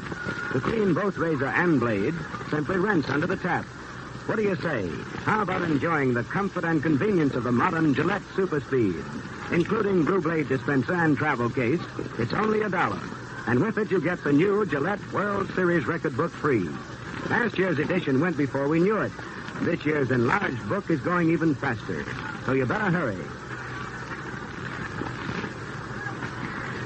And now, fans, here at the Polo Grounds in New York, the second game of the 1954 World Series going into the last half of the 5th inning. The score, Cleveland 1, New York Giants 0. And now, to take over and carry on the rest of this broadcast, here is Mutual's Al Helfer. Al, come in. All right, Jimmy, 1 down in the series, and with the score 1-0 right now in favor of the Indians. They're trying to even it up and hold their perfect World Series record. You know, they've won 2 World Series, have lost none. Well, let's see what happens. Old man Tough is out on the mound for the Cleveland Indians this afternoon. Early win. He's pitching now to Willie Mays. Comes in with an overhand fastball, and Willie, who is 0-for-1, leans back and takes that fastball off the shoulder for ball 1. Willie Mays came up in the second inning, sent a fly ball to right field. It was gathered in by Wally Westlake. And in the fairness of reporting, we should tell you that the Giants have had no base runners in this one so far. There's a curveball. Willie partially swung on, and enough to have it called a strike against him. 1 ball and 1 strike on Willie Mays, who is 0-for-4 in series play so far this year. He went 0-for-3 yesterday. He's 0-for-1 this afternoon. Early when the old McComas right-hander delivers a pitch high that almost gets away from Hegan. That'll be ball 2 to Willie Mays. That's it. This wind has really been mowing them down. It isn't that Johnny Antonelli isn't pitching a good ball game. He is. He's pitching a fine ball game, but Early Wynn just happens to be pitching one a little bit better. Wynn, the barrel-chested right-hander of Cleveland. Very serious-faced fellow, takes his sign from Hegan. Looks down at Willie Mays, the right-hander. Pitches to him a fastball right under the chin. That's ball 3. 3 balls and 1 strike. It's a 1-0 ball game in favor of the Cleveland Indians. They have 1 run, 5 hits off Johnny Antonelli. One of the 5 hits was the first pitch ball. Al Smith tagged it over the left field wall for a home run. A let-up curveball to Mays is outside for ball 4, and there's the first man to get on base for the New York Giants this afternoon. The first base on balls to be given up by Early Wynn. Now, everybody, I don't know whether this will have anything to do with the record book or not, and I doubt whether we could find it. But I'm almost sure it might be. On 2 successive pitched balls by 2 different pitchers, 2 home runs were the results. If you'll go back to yesterday's ball game, the first pitch ball, Dusty Rhodes hit it into the right field stands for a 3-run home run to win the ball game for the Giants. And today, Al Smith stepped up and teed off on the first pitch thrown by Johnny Antonelli, hit it over the left field pavilion roof for a home run. Here's Hank Thompson up now. He's 0 for 1, a fly to left field in the second inning. Takes the first pitch and tie for ball 1. Willie Mays, the only base runner. He has the only stolen base in the series so far. Stole yesterday, if you recall. He's on at first. Wertz holds the inside corner. Wynn checks him. Now the 1-0 pitch to the plate. Down it comes. Thompson backs off and takes the fastball over the inside corner off the hands for a called strike. Hank Thompson is 1 for 4, batting at .250 right now in the entire World Series play so far. He had 1 for 3 yesterday to post a batting average of .333 at the start of the ball game. Thompson standing deep at the plate, holds that bat way down with the knob. The little fella swings and gets a lot of power in it. Wynn checks his runner, Willie Mays, breaks back off the mound and bluffs Willie back into first base. The outfield for Thompson is fanned around the right, and they're playing deep, particularly Wally Westlake in right field. He's playing back very deep, back to the cinder track here at the Polo Grounds as the sun breaks out again. Wynn pitches an overhand curveball. It's inside. That's ball 2. 2 balls, 1 strike on Hank Thompson. Herman Franks down behind third, putting on the signs for Thompson and for the base runner, Willie Mays. This is the first opportunity the Giants have had. A man on the bases. And we'll see how carefully Early Wynn pitches here with a man on. Bobby Avila deep in the hole between first and second with this left-hand hitter up there. Al Rosen playing a shallow third. Time is called for the moment while Hank Thompson steps away from the plate to rest the perspiration from his hands. A lot of it here this afternoon, too, because it's warm and it's humid. Sort of a misty haze hanging over the Polo Grounds. Wynn's ready, delivers, fastball swung on, there's a line drive, hit to right field, it's in after the base hit. There goes Willie Mays, galloping past second, he's on his way to third. Westlake throws to second to Avila for the hold-up while Thompson at first.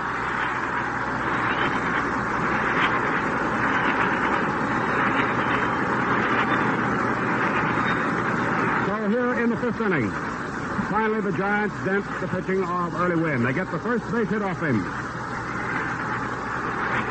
Runners at first and third, and Dusty Rhodes is coming up to the plate. The guy who sent that home run into the right field stands yesterday on the first pitch in the 10th inning. Rhodes is batting for Monty Irvin. There's the announcement for him.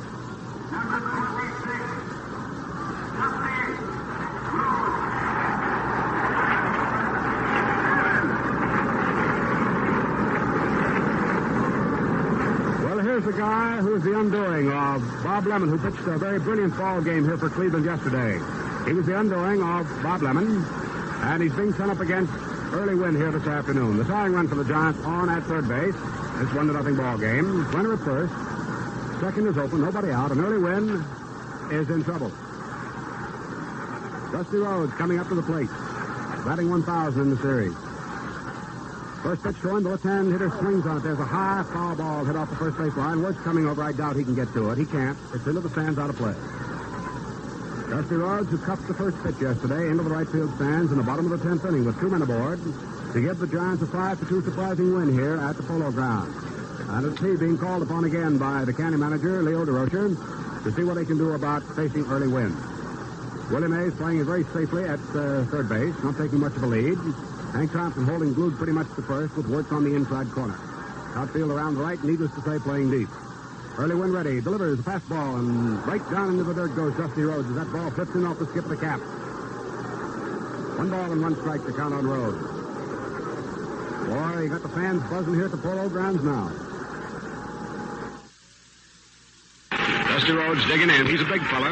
Left-hand hitter, stands just off the plate, holds that bat way down with the knob. Now Wynn is set. Checks his runners, delivers 1-1 to the plate. A fastball swung on a miss for a strike. Dusty was really after it, and there was no question at all what he had in the back of his mind. 1 ball, 2 strikes on Dusty Rhodes. Last half of inning number 5, the Giants with runners at first and third as they finally cracked into early Wynn's service. Wynn walked Mays.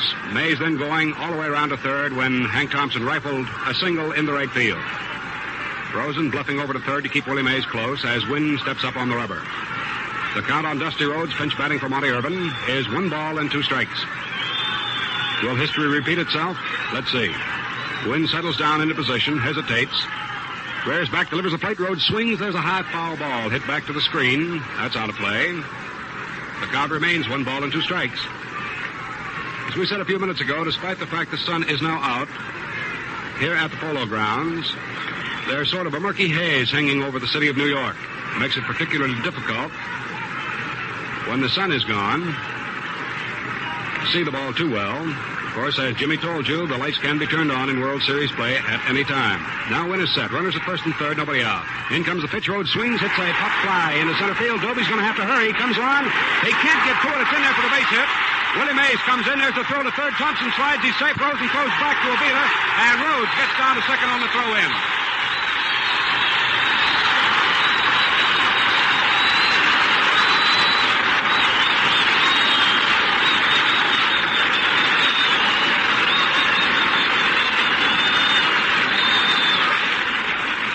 Dusty Rhodes, who batted in 3 runs yesterday for the New York Giants, has just batted 1 in today. So that'll give him 4 runs batted in. That ties up the ball game here in the last half of the 5th inning. Willie Mays coming in to score from third base easily. And down in the bullpen very quickly for the Cleveland Indians, Don Mossy, the left-hander, and Ray Norleski, the right-hander, jump up and start to get heated up. So Rhodes is on at second base, taking second on the throw-in, which tried to catch Thompson as he moved over on that dunk single into center field, moved all the way around from second on into third base. And 47 times at bat as a pinch hitter, Dusty Rhodes now has delivered 17 times this year. That means a percentage of about 360. That's pretty tough. Davey Williams up there now with the infield drawn in tight, takes the first pitch from early Wynn, fired in there high for ball 1. All locked up here at 1 apiece. The New York Giants and the Cleveland Indians. They've got the hammers out and they're going this afternoon. Runners at second and third. First is open. The Cleveland infield is drawn in tight. Early Wynn with his back against the wall. Rears back, delivers to Davey Williams. The pitch is swung on. There's a high foul ball hit off the first base line. Vic Wertz digging over to the stands. He cannot get it. It's unplayable. Way back into the crowd. 1 ball and 1 strike is the count on Davey Williams. Here in the last half of the 5th inning, the Giants have scored 1 time to tie it up. They've gotten only 2 hits off early Wynn, and both of the hits having come here in the last half of inning number 5. Mays, who was walked, brings back to mind that old adage, to walk the first man in an inning is fatal. Wynn delivers the plate now to Williams. It's a fastball high. It's ball 2. 2 balls and 1 strike. Young Davey almost went for that pitch. Wynn out there perspiring, trying to dry his hand. There's Hank Thompson stepping down off third. Dusty Rhodes moves off second. Wynn pitches the plate. It's a fast, tight curve inside for ball 3. 3 balls, 1 strike to count on Davey Williams, batting number 7 in the Giants order. Williams has been up once today, came up in the 3rd inning and struck out. One of the 3 strikeouts spun here this afternoon by the Cleveland right-hander. Thompson hugging very close to third with Rosen very close to hold him on. The pitch to the plate to Williams is swung on and foul tip. So he had the green light on the 3-1 pitch. It's now 3-2. Pitch swung right on and fouled right back into the mask of Jim Hegan. Wynn takes his cap off on the mound, dries his forehead, steps up, kicks dirt, scrapes his cleats along the pitcher's rubber. Infield still playing up tight. Now the pitch to the plate on the 3-2 count. Williams swings. There's a high foul ball coming right up over our Gillette microphones. I don't think anybody's going to get to that one. 3-2 remaining is the count on young Davey Williams. With first base open, nobody out. Giant runners at second and third. Dusty Rhodes coming in as a pinch batter for Monty Irvin, dumping a Texas leaguer into center field to drive in the tying run. Give him 4 runs batted in for the series of the 6 that have been hit in by the Giants. Wynn delivers 3-2. The fastball is over for called strike 3. So Williams goes out of there. And early Wynn hangs up strikeout number 4. Coming up to the plate now is Wes Westrom. He's 2 for 5 in World Series play. And in this ball game, he's 0 for 1. Came up in the third inning, hit a ball well, but hit it out into left field where Al Smith was able to range off to his left and make the catch. Time has been called for the moment while Al Rosen talks to his pitcher, Early Wynn. He turns and trots back toward third base. The situation here in the last half of the 5th inning, 1 out for the Giants. Hank Thompson is on at third. Dusty Rhodes, who batted for Monty Irvin and delivered a pinch single to drive in the tying run, is on at second. And first base is open. And Wes Westrom up there. The first pitch to Wes is high and outside. Fastball that almost got away from Hegan. 1 ball and no strikes. All locked up at 1-1, wouldn't you know it? Well, they said there was going to be a lot of excitement in the 1954 World Series when the Giants and the Indians got together, and by George, we've had it. 1 ball, no strike count on Wes Westrom, right-hand hitter. In comes the next pitch, fastball, laid in there about face-high for ball 2. Wynn has gone to the fastball on occasions, and particularly so on Wes Westrom. Westrom steps back. Moves right back up to the plate now and digs his spikes in. Infield playing up tight, hoping to get a chance to cut the run off the plate. Wynn delivers a let-up curve. It's also high, and that's ball 3. 3-0 to Wes Westrom. Here in the last half of inning number 5, 1 out and 2 on. Ball game tied at 1 apiece. And they're going to put him on now. There's ball 4 way on the outside, and that means that Johnny Antonelli will be coming up, he or a pinch batter. And while we see who is coming up, let's pause here 10 seconds for station identification. This is Mutual, the radio network for all America. This is WGN, your World Series station, Chicago.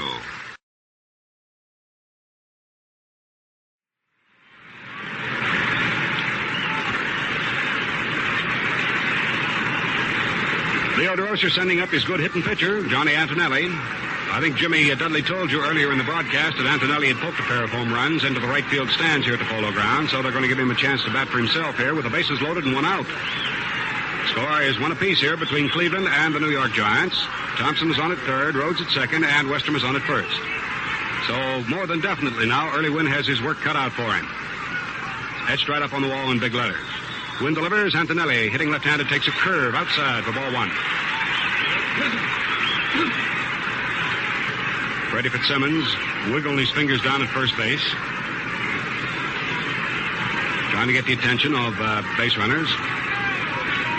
Infield has moved back to double play depth now, particularly the Keystone combination. Wynn delivers. Curveball swung on by Antonelli and missed for a strike. It was broken right off the fists on the inside corner. 1 ball, 1 strike on Johnny Antonelli. Johnny came up in the second inning, sent a pretty good fly ball to right field, and Westlake went off to his right to capture it. That retired to side in the third. Antonelli standing just off the plate, almost straight up and down. Now leans over. Wynn throws him the fastball, and it's swung on, hit down to the right side. Bobby Avila out with it. Goes to Strickland for 1 out at second. The throw to first is not in time. Wynn comes in to score.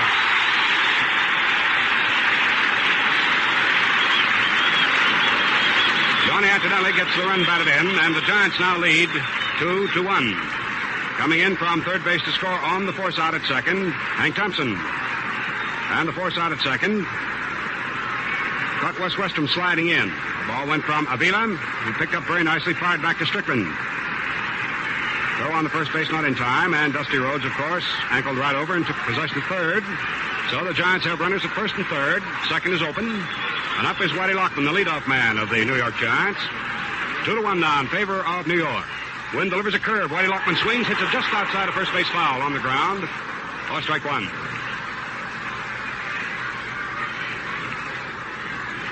One of the finest slides we've seen in a long time was Westrom flicking his feet into second base there to try to keep Strickland from firing that ball on over to first to get Antonelli on a twin killing.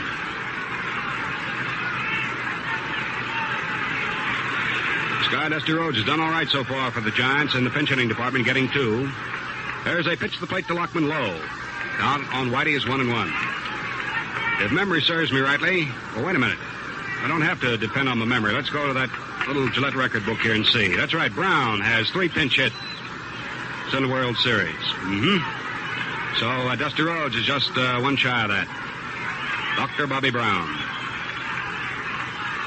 There's a fastball. The Whitey Lachman swung on, hit down to Vic Wertz, who has the ball handcuffed him. He picks up, throws over to early Wynn, covering in time for the putout. There's a nice play by Vic Wertz on the recovery.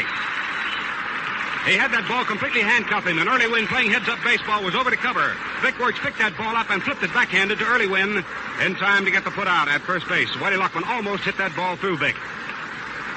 So that's all here for the New York Giants in the last half of the 5th inning. A 3-1 putout on Whitey Lachman to retire the side. However, the Giants come up with a pair of runs to go ahead. 2 runs on 2 base hits. There was 1 walk in there. There were 2 men left on, and there were no errors. So the score at the end of 5 full innings of play now, the New York Giants 2 and the Cleveland Indians 1. Well, it's really one for the books. What a quick, easy shaving cream shave with a Gillette razor can do for you. It makes you look your up-and-coming best and feel great right off. Try today's handy one-piece Gillette and see.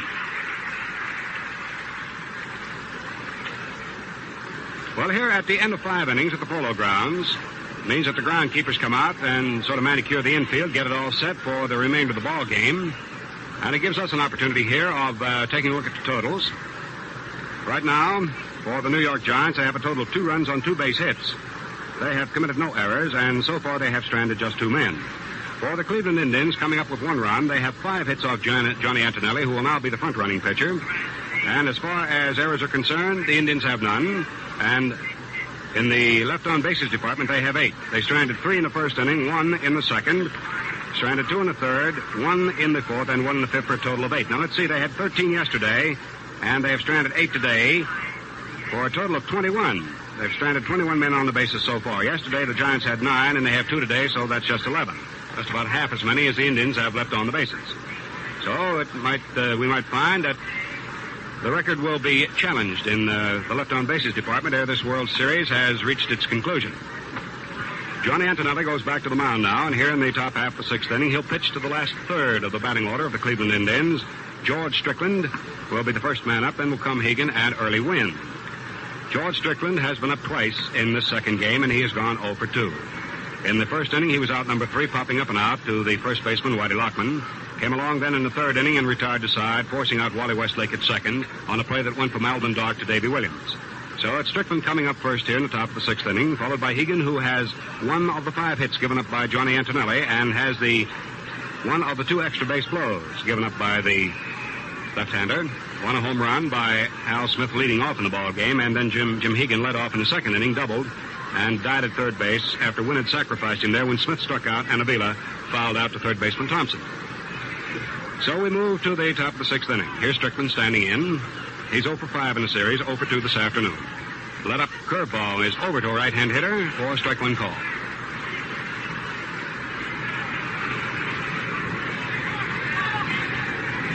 Antonelli now, for the first time this afternoon, is out in front. Starts his motion, kicks and throws a fastball. It's poured in there about shoulder high and misses a little outside for ball 1. 1 ball and 1 strike on George Strickland. Good fielding shortstop, this Strickland. Many times it's been said if he could hit just a little bit more, he'd be a terrific guy. There's a curveball. It's lit up on the outside corner, shoulder high for ball 2. 2 balls and 1 strike. I know Jim was telling me before the ball game yesterday, he said one thing about it. This guy Strickland has meant an awful lot to the Cleveland infield. I've watched him all year long, and he's really been a spark plug. The 2-1 pitch, a fastball to Strickland at the knees, good for strike 2 call. Of course, you can't overlook the work of Sam Denty at shortstop for Cleveland when George Strickland was forced out with his broken jaw. Kid played with a broken finger, did a nice job for him. Fastball to Strickland, over at the knees for called strike 3. So Strickland is out of there as Antonelli wheels up strikeout number 6. He had 48 strikeouts on the regular year and has now come up with 6 here in this World Series game. Antonelli will face Jim Hegan now. Jim doubled in the second inning, doubled to left field, came along in the fourth inning and flied to center field to Willie Mays. Antonelli works to him. The big right-hand hitter takes a fastball, poured through under the letters for called strike one.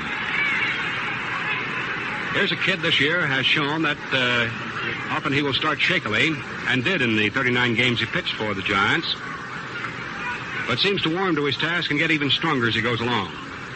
That's characteristic also of Early Wynn. Early had a weakening spot in the fifth inning, and the Giants were able to pick up a pair of runs to lead him now 2-1. Pitch is swung on by Hegan. There's a line drive hit out into right field. Don Mueller's got this one played just right, and he's got it for out number 2. So Hegan lines to Don Mueller in right for the second out in the sixth, and that'll bring on Early Wynn. And Early's coming up. It's a nice round of applause from the folks here at the Polo Grounds. This guy's a good pitcher.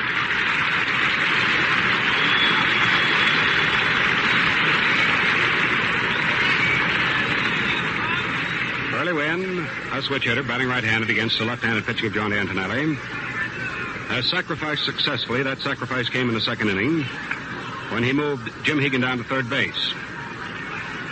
Came along in the fourth and struck out. Antonelli pours the first pitch to Wynn. It's a fastball that shades off outside for ball one.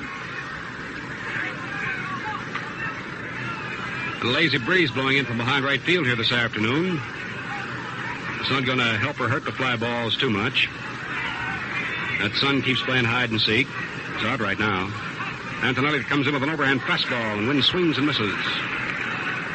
1 ball, 1 strike on Early Wynn. 2 down for Cleveland here in the top of the sixth inning.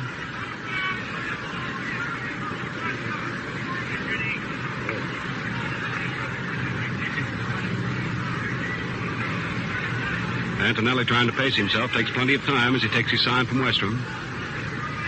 Now West pops him in as a target. Antonelli delivers a big let-up curveball. It's swung on, hit off the end of the bat, trickles foul up the first base line, where Red Crest, coaching there for the Indians, picks it up and throws it out of play. So the count hangs right on for Early Wynn at 1 ball and 2 strikes, with the bases empty and 2 down in the beginning of the sixth inning. Wynn measures off at the plate, beats the meat end of the bat down on the rubber of home plate, puts that bat back on his shoulder, whips it around a couple of times. In the meantime, Johnny Antonelli tugs at his cap, kicks dirt out of his spikes.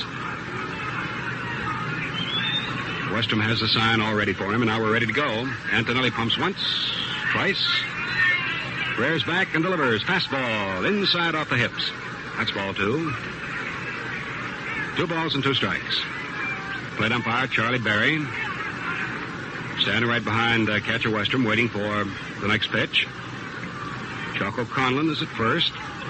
Johnny Stevens at second, and Al Barlick is down at third. Lon Warnicki down the left field line, and Larry Knapp down the right field line. The 5 men in blue. Now Antonelli comes in 2-2. The plate swung on. There's a high foul ball hit right up over our mutual microphones up into the second tier. 2 balls and 2 strikes. Now holding right on for Early Wynn. And right now he looks as though someone has taken a water bucket and poured its entire contents right down his neck. It's hot here this afternoon. The humidity is what has done it. And when that sun comes out and starts to boil that mist, it gets hot down on that field. It must be, because I know it's hot up here. The 2-2 count for Early Wynn. 2 down, nobody on, top of the sixth. 2-1 in favor of the Giants. Antonelli delivers a slow curve, and Wynn punches it. There's a drive going into left field. It might be in there. It's up against the boards for perhaps extra bases. There goes Early Wynn digging for second. He hauls up at second with a stand-up 2-bagger. That almost got into the left field stands for a home run. Almost. Lines up as a double for Early Wynn, and now he himself represents the tying run for Cleveland at second base if Al Smith is able to do something about it. There's hit number 6 off Antonelli. And I can well imagine it would be sweet music to the ears of Early Wynn if the ring of the bat by Al Smith would denote a base hit. As Wynn, who isn't the fastest man on the Cleveland Indian squad by a long sight, but still can move, is in scoring position should Al Smith come through. Smith has had 1 base hit. That was his home run opening the ball game. He struck out in the second, walked in the fourth. And he himself was forced out at second base on a spectacular play by Thompson. Smith, a choke hitter, batting right-handed, moves up, Down the bullpen, we've got double-barreled activity for the Giants as the first pitch is made by Antonelli low into the dirt for ball one. John McCall, the left-hander, and the right-hander is... We got two left-handers down there. John McCall... Oh, wait a minute, that's White Wilhelm. That's right. White Wilhelm, the right-hander, and John McCall, the left-hander. So Leo has a pair on tap. Antonelli looks back over his left shoulder at second base to check, see where Early Wynn is playing, then delivers a curve way inside, right down to the shins. That's ball two on Al Smith. So Antonelli's got himself some scratching trouble here. Early Wynn almost tagged him for a home run. The ball hit high on the left field wall up over the 315-foot sign. Dusty Rhodes, who went into left field after he'd batted for Irwin, went high on the wall and couldn't do it. Got away from him. Willie Mays had to make the play finally. Now Antonelli sets. Delivers to the plate. Smith takes a medium-speed fastball through there for a strike, and the count is 2-1.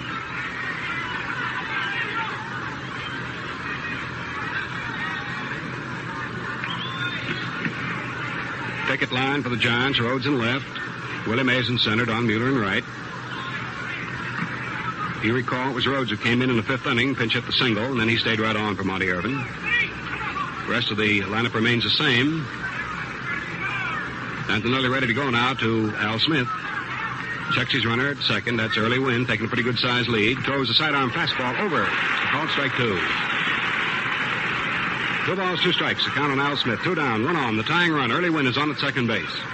2-1 ball game favor the Giants here as we move along in the top of the sixth inning. The wind's whipping up a little bit more from behind right field now, blowing sort of catty-cornered across the playing field, not behind left. Antonelli has the count of 2-2 with Al Smith. 2 down for the Indians in the top of the sixth, and Early Wynn in scoring position at second. And just as Antonelli gets ready to pitch, Smith backs out.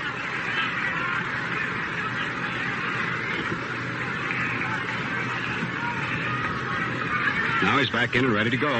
Antonelli again, the check of the runner, delivers the plate, a let-up curveball, swung on, and dribbled up the third baseline foul. 2 balls, 2 strikes on Smith.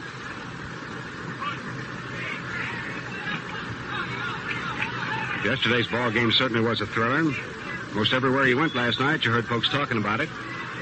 My goodness, what a lot of action, huh? Well, they've come right back here this afternoon and provided more of the same. Cleveland making their bid right now to tie up this ball game, and well, they might. Wynn takes his lead at second. Antonelli checks him, then delivers to the plate 2-2. The pitch is swung on and popped up off the first baseline in foul territory. Here comes Whitey Lachman digging over. He's under it, and he's got it. So that's all for the Cleveland threat here in the sixth inning. Al Smith fouling up and out to first baseman Whitey Lachman to retire the side. No runs. There was 1 base hit. There were no errors. 1 man was left on. That's the 9th man to be left on here by the Indians and going to bat 6 times. Well, the score at the end of 5 1/2 innings, the second game of the 54 World Series. It's the New York Giants 2 and the Cleveland Indians 1. Well, tomorrow, as you know, the series moves to Municipal Stadium in Cleveland. They call it the perfect park. The right field and left field lines are exactly the same length. And, well, look the layout over in the Gillette World Series record book. This great little book has the diagrams of every park in the majors complete. This new edition is jam-packed with baseball lowdown, diagrams of all parks, scoring instructions, all-time records, this year's player rosters, basic rules, and plenty more for baseball fun from now on. Have you got yours? No? Well, then you'd better be sure to get this 112-page, fact-filled pocketbook in time for tomorrow's game. Buy a Gillette Super Speed Razor set for just $1, the regular price. Your free copy is attached. Better get going, though, because supplies are running mighty low. The last half of inning number 6. The New York Giants leading by 1 run as the score stands 2-1. We'll have Alvin Dark coming up here in the 6th inning. Dark to be followed by Don Mueller, and then by Willie Mays. If anyone else is needed, Hank Thompson will be up there again to swing the lumber. Early Wynn goes back to the mound for Cleveland. And let's check them defensively for you. It's Early Wynn on the mound. Behind the plate, Jim Hegan. At first base, Victor Wertz. At second, Bobby Avila. The shortstop is George Strickland. At third is Al Rosen. Out in left field, Al Smith. The center fielder, Larry Dolby. And in right field, Wally Westlake. Early Wynn throwing a few pitches down to get the feel of the mound. He stood out on second base for quite some time before the third and final out was made in the top of the 6th inning. So he's thrown his quota and he's ready.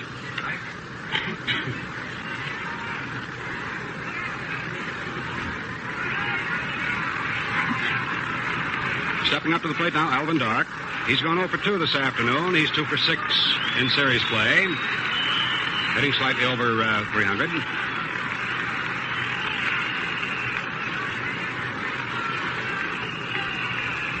Now Wynn is ready, pumps twice and throws. Curveball swung on and hit in right field through the hole between first and second for a single.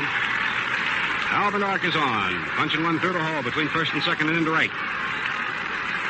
Well, that gives the Giants their third hit and sets up the situation for Don Mueller. Mueller's gone 0 for 2. He bounced out in the first inning to the right side to retire to side. Bobby Avila throwing him out. He retired to side in the fourth with a fly ball to right field.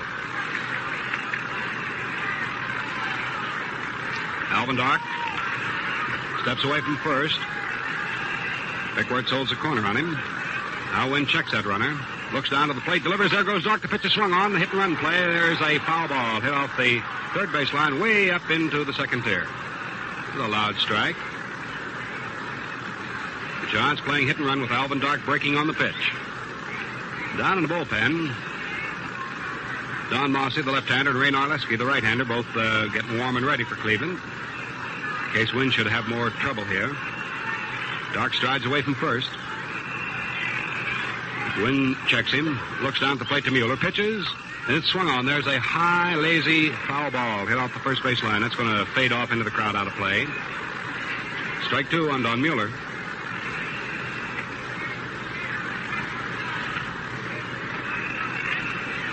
Wynn dries his hands, rubbing it down along the leg of his uniform. Alvin Dark steps off at first. Wertz continues to hold the inside corner against him. Wynn ready now after a look at first. Delivers a great big curveball. He gets away from Hegan. And there goes Alvin Dark breaking for second. He's going to get down there pretty easily. So it's going to be a wild pitch. A wild pitch on early Wynn. Alvin Dark taking advantage of it. Moves on down to second. See, in yesterday's ball game, we had one wild pitch uncorked by Bob Lemon. So, 2 wild pitches, both of them chalked up to Cleveland pitching. One to Lemon, now one to Wynn. That wild pitch has placed Alvin Dark in scoring position here in the last half of the sixth inning with nobody out. Of course, the count is 1 ball, 2 strikes now on Don Mueller. Pitch to him, a big curveball. Don swings on it, hits it out into right center field, left center field. Coming over for it is Dolby. Makes the grab and fires in quickly to Strickland. The Dark has to hold on at second. So Mueller flies to Larry Dolby, left center. And here's Willie Mays. Willie Mays has yet to get a base hit in the 1954 World Series. The old say-hey kid has been handcuffed. Of course, he hasn't been handcuffed, Jimmy, as far as playing that center pasture defensively, has he? That's for sure, and you can watch this kid. He'll be getting his base hits before many more innings go by, Al, that's for sure. Well, let's see. He's 0 for 1 today. Flied to right in the second inning, walked in the fifth. Scored the first Giant run. And let's see what happens with him right now.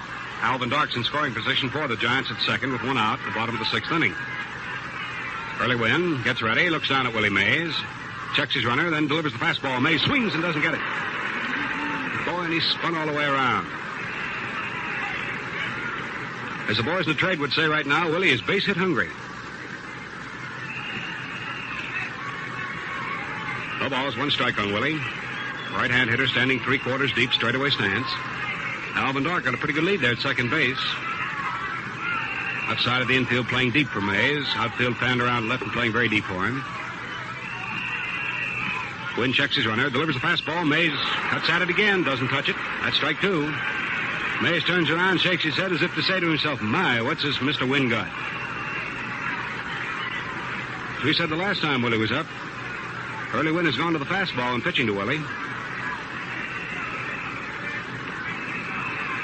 Pitched in tight both times, and Willie's gone for it. Here's the 0-2 delivery now by Early Wynn. Down it comes. Another fastball. This one swung on a miss for strike 3. So that's all. He gets Willie on the fastball. That's the 5th strikeout for Early. That's the 2nd out for the Giants here in the 6th, and still Alvin Dark is on at second. That'll bring on Hank Thompson. Little left-handed hitting third baseman. Flied to left field in the 2nd, hitting an outside pitch, and then drilled one to right field to wrap in a run here this afternoon. Rather to get a man to third, I should have said this afternoon. As Dusty Rhodes came on to bat the run in. Now Wynn is set. delivers. Thompson swings on a let-up curveball. One off the shoulder. Misses for strike one. Outfield fan drastically around to right. This Thompson, 26 home runs this year in the regular season. Hits the right field stands here pretty well. When ready, checks his runner, delivers the plate. Thompson swings again. This one's a fastball, and he doesn't get it. 0-2 on Hank Thompson.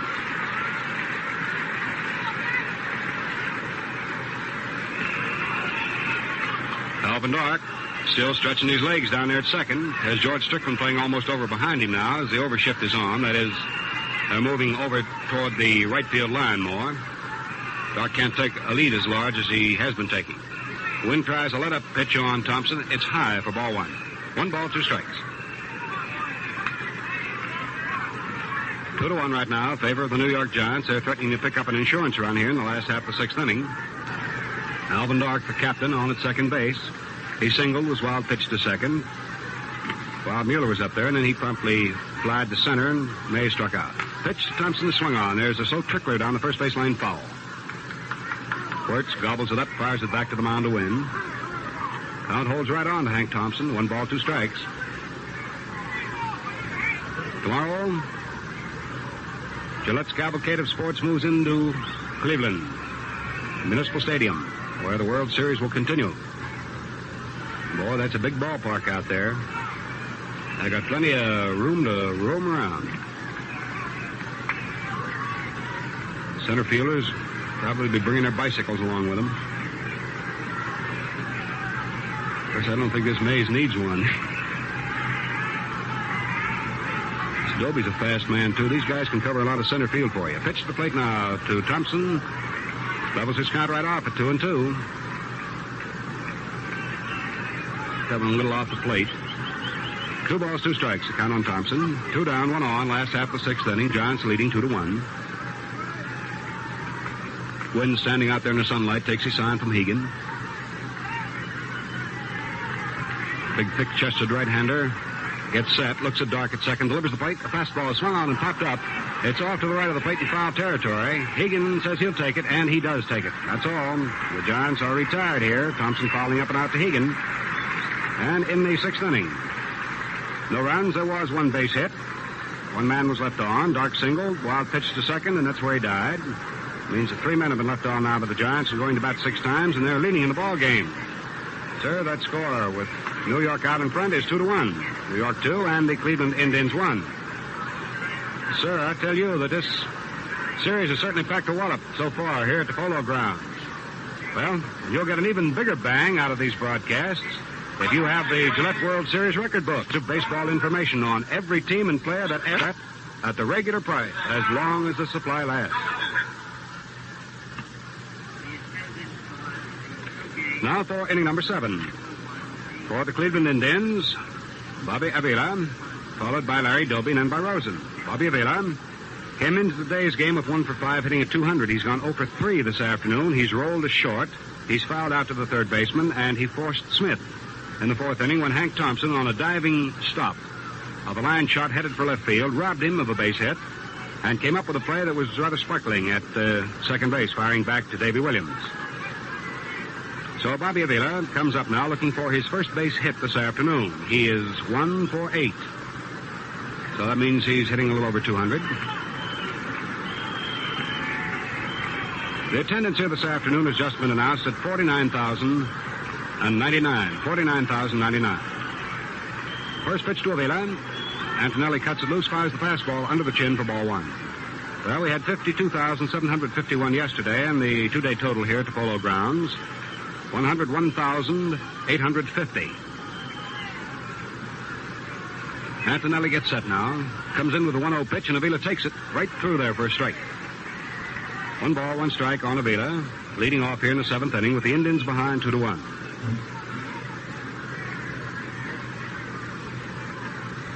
Antonelli pumps once, kicks and throws. A let-up pitch swung on by Avila and drilled foul down the left field line up against the wall. So, for Bobby, his count is 1-2. This boy's been quite a second baseman this year for the Cleveland Indians. Good man, a double play combination. Good hitter. Came up with the American League batting crown this year. And I know several occasions we were out of Cleveland this year. Bobby was the difference. Sparkling play defensively and offensively. Antonelli comes in 1-2 to Avila with the fastball, and it's high outside for ball 2. 2 balls, 2 strikes. First man up for the Indians in the 7th, Bobby Avila. Antonelli has given up 6 base hits to the Cleveland Indians. Early Wynn has given up only 3, and he's behind. Fastball to Avila, misses outside for ball 3. So it's a 3-2 count.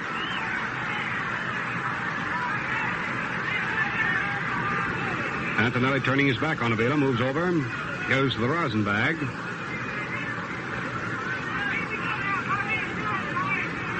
Now Johnny, after having dried his hand across his uniform blouse, goes down for the rosin bag. Steps up there to take the sign off his battery mate, Wes Westrom. Getting ready to fire the 3-2 pitch in here to Bobby Avila. Outfield playing straightaway and not too deep, although Avila can hit the long ball. He pitches to him low for ball 4. So there's the tying run for Cleveland on here in the top of the 7th inning. That's the 5th base on balls given up by Antonelli. And before we have the next batter up there, Larry Dolby, let's pause 10 seconds for station identification. This is Mutual, the radio network for all America. And this is your exclusive World Series station in Chicago, WGN.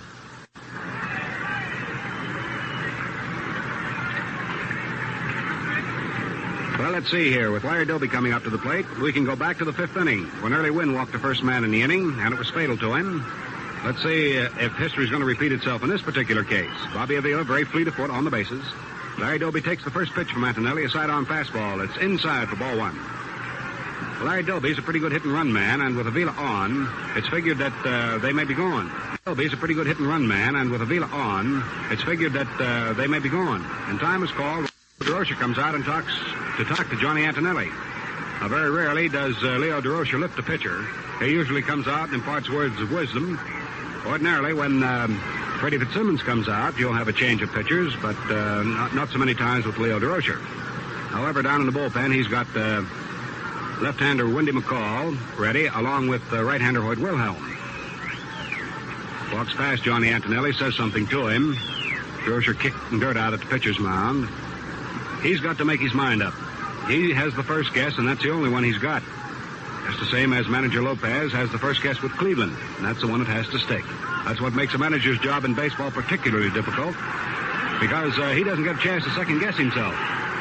Now the umpires come over and say, boys, don't you think we ought to keep the old ball game going? And they say, yes, sir, we believe so. So Leo Durocher comes stomping back behind the plate with his catcher Westrom, and Johnny Antonelli is going to stay in the ball game. So Durocher comes on over to the giant bench. Westrom back behind the plate. Larry Dolby steps in. He has the count of 1 ball, no strikes. We're in the top of the 7th inning. Bobby Avila, having been walked, is on at first. Whitey Lachman, with a left-hand hitter up there, is partway back to his fielding depth behind first. He's not holding Avila on too closely. Now Antonelli ready. Delivers an overhand fastball. Poured in there under the knees. That's ball 2.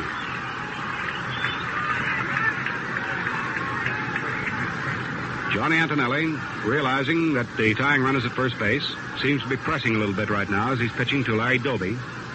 Here's a guy that led the Cleveland Indians and the American League in RBIs. Hit that long ball for you, but definitely. Antonelli throws, a let-up fastball, swung on, and hit down to Whitey Lachman. It bounces off his chest. He picks it up. He's only fast to step on first base to get Larry Dolby, who slides in there and is out. In doing so, Bobby Avila, the tying run, moves down to second. Dolby gave that the college try. He was going to try to get in there and even slid to try to make it. So Dolby is out to Whitey Lachman unassisted. The ball that almost had Whitey completely handcuffed. Bobby Avila, who can really streak, is over at second. And he's representing the tying run now for Cleveland in this 2-1 ball game. Now Rosen comes up. He's had 1 hit this afternoon in 2 official times. He walked in the first, rolled out to short in the third, and singled to right in the 5th. Fred Kress implores him to get on. See what happens. Here's a guy that can really hit that ball, snap it with his wrist. He proved that in the All-Star game when he poked a tremendous home run. Takes the first pitch, laid through there for a strike. Antonelli went to the fastball. First half of the 7th inning. Tying run at second for Cleveland. 2-1 ball game, favor the Giants. Johnny Antonelli knows he's got trouble now. Checks his runner back at second. That's Avila. Comes in with an overhand fastball. At the knees, good for a strike. 0-2, the count on Flip Rosen. Now playing in this series with a bad thigh. Dolby has been bunged up a little bit, too. Rosen beats the meat end of the bat down on home plate. Chokes up slightly on the handle, gets his feet set well, pulls his trousers up. He wants to be in position to get going as much as he can. Count is no balls, 2 strikes on him. Johnny Antonelli, the Giant pitcher, taking plenty of time, but pitching to Rosen. Realizes that Flipper's a tough customer. Now Antonelli sets, delivers the plate. Rosen swings, hits a bounding ball right back to the mound, and they have Avila trapped off. He's moving off to second to third base now. Hank Thompson trying to run him down. Has to flip back to Davey Williams, who tags him out, and Rosen is on at first. So that play goes from the pitcher to the third baseman to the second baseman. Bobby Avila was trapped off. So the fielder's choice on the play puts Rosen on at first base. And John Antonelli tossing over to Hank Thompson, who flipped back to Davey Williams for the rundown. So that's the second out. And it's doubly important as far as the Giants are concerned because a real fast man has been taken off the bases now, and Rosen, who isn't as fast as Avila and still is slowed down even more by the fact he has a pulled thigh muscle, has been moved back actually a base, and he's on at first. But the tying run is still on for Cleveland here in the 7th with 2 down. And up to the plate comes Victor Wertz, who was the hero of yesterday's ball game as far as Cleveland was concerned. Vic today is hitting right this minute at 7-14. Antonelli, realizing a tough man's up there, delivers a fastball and gets it in there over the fist, good for a strike. Wertz walked in the first inning, singled to center in the third, and flied to left in the 5th. Of the 3 runs batted in for Cleveland, Victor Wertz has 2 of them. He got them yesterday. Rosen with the slight lead at first base. Whitey Lachman back to his fielding depth, or partially back to it with a left-hand hitter up there. In comes the pitch. Wertz after it, hits it foul off the handle of the bat. It scoots back to the screen for strike 2. Time is called for the moment while Westrom gets the ball out to the mound. West steps out in front of the plate and shouts something out to Johnny Antonelli. Left-hander grinding that ball around in the palms of his hands. As Westrom smooths out dirt at home plate, and Victor Wertz steps back in with his overly closed stance.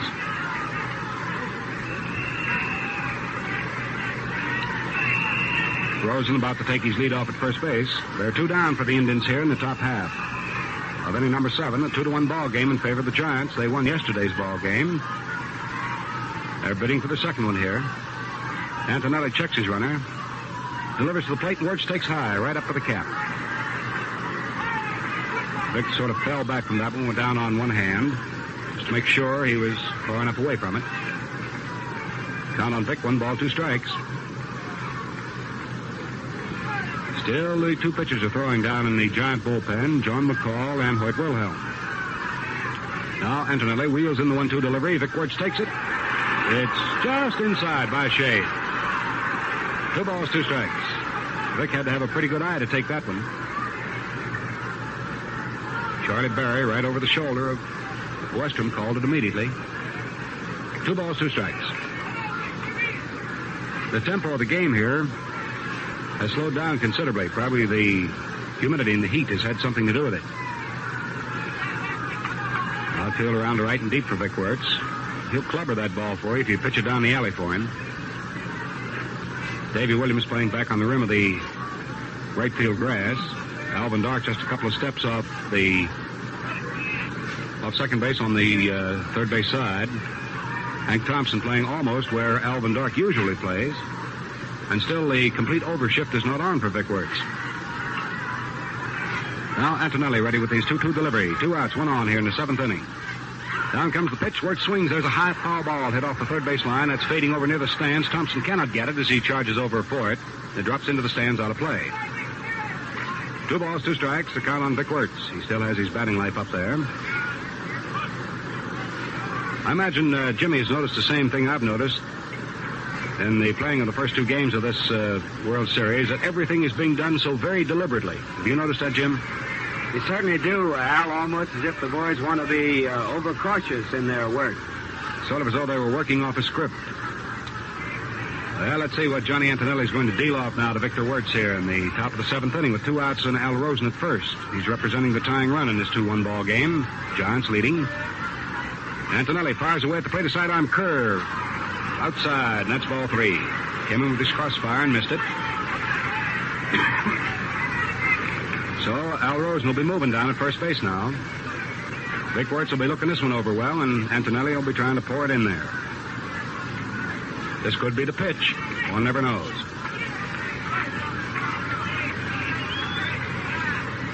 Johnny straddles the pitcher's rubber, monkeys around with his cap, then nods in agreement to the sign offered by Wes Westrom. Vic Wertz, standing just off the plate, gets ready. Al Rosen takes his lead. He should be running this time, or probably will be. Yep, there he goes. The pitch is made swung on by Wertz and hit foul right back to the screen. So Rosen, limping slightly, comes on back to first base. Count remains on Victor Wertz at 3-2. Fred Kress turns and says something to Jocko Conlon, the first base umpire. Something that makes the Irishman break out in smiles. That's about the only place you'll see a smile. Most every other face on the ball diamond is serious right now. Now we're set. 3-2 pitch now to Victor Wertz as the runner breaks. A slow curveball inside and high for ball 4. So Antonelli loses Wertz, and he's got to go to Westlake now. The walk to Wertz places Al Rosen down at second base. That's base on balls number 6 given up by Antonelli. He passed 95 in the National League. I think we might have a runner for Al Rosen right now. Looks as though Rudy Regalado is coming in to run for Al Rosen. Yep, he is. Rosen comes out. Regalado goes in to run. Number 8, Rudy Regalado, running for Rosen. If you recall, Al Rosen was on at second base in the first inning and could get no further than third on a single hit by Wally Westlake. Had he been at full strength, he might have been able to score on it, although Willie Mays did throw a fine strike in, as Jimmy told you, from center field into the plate. Regalado's running here in the 7th inning for Rosen. Means we'll have a new third baseman for Cleveland in the last half of the 7th. Wally Westlake up there with the runners at first and second, 2 down. Todd threw it to waste for a strike. Of 9 opportunities Wertz has had in this series, he's been on base 7 times. I guess that's almost par for the course. Regalado leads off at second. Wertz steps away from first, not being held on with second occupied and 2 down. Westlake has the count of no balls, 1 strike. On a count play, Johnny Antonelli wheels around and is about to throw back to second, but there's no one there to cover, and he just bluffed the throw back, and Regalado streaks back in. 2 down in the top of the 7th. Cleveland's still alive and kicking here, hoping they'll be able to tie this ball game up, which stands right now 2-1 in favor of the Giants.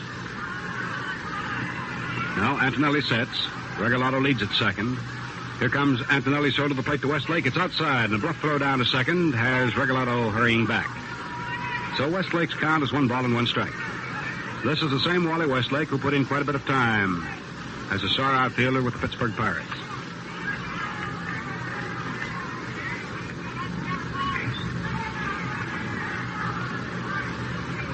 Westlake takes set through the chest and shoulders. Has a lot of power when he gets a hold of that ball. Antonelli comes in with 1-1. It's a slow curve, a let up outside for ball 2. Wally Westlake was the first Indian this year to hit a home run when the regular season started. Pretty strong wrists and forearms. Antonelli asks Westrom for the sign again and gets it. 2 balls, 1 strike. Count on Westlake. 2 down, 2 on. Antonelli delivers an overhand curve. Westlake swings on it, hits a bounding ball to short. Dark comes in, picks up. He throws to first base in time to Whitey Lachman, and that's all for Cleveland. Westlake bounces out from short to first to retire to side. And here in the 7th inning for Cleveland, the big threat set up by a walk to start things off does not materialize. No runs, there were no base hits. There were no errors, and 2 men were left on. 11 men have been left on in this ball game this afternoon by Cleveland in going to bat 7 times. And the score at the end of 6 1/2 innings of play now remains the New York Giants 2 and the Cleveland Indians 1.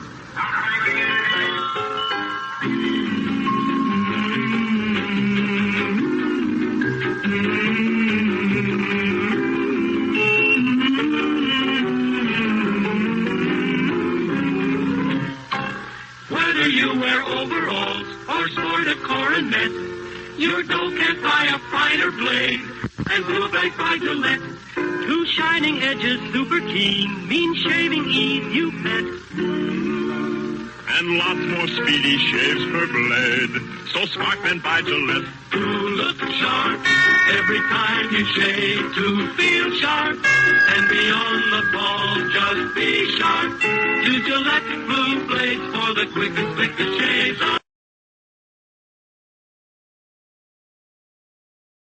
Now the last half of the 7th inning. As early wind goes back out. Pitch for the Cleveland Indians. We have a change at third base. Regalado, who came in to run for Al Rosen, has taken over for him at third here in the last half of the 7th inning. 11 men, as we said, have been left on by Cleveland, at least 1 each inning. They had 13 yesterday. 13 yesterday and 11 today, for a total of 24 so far. Johnny Antonelli has cracked down on 33 of the Cleveland batsmen. Now Early Wynn is ready to face Dusty Rhodes, who blooped that single into center to drive in a run when he came in as a pinch batter in the 5th inning for Monty Irvin. First pitch to the big fellow is a let-up curveball, swung on and missed for strike 1.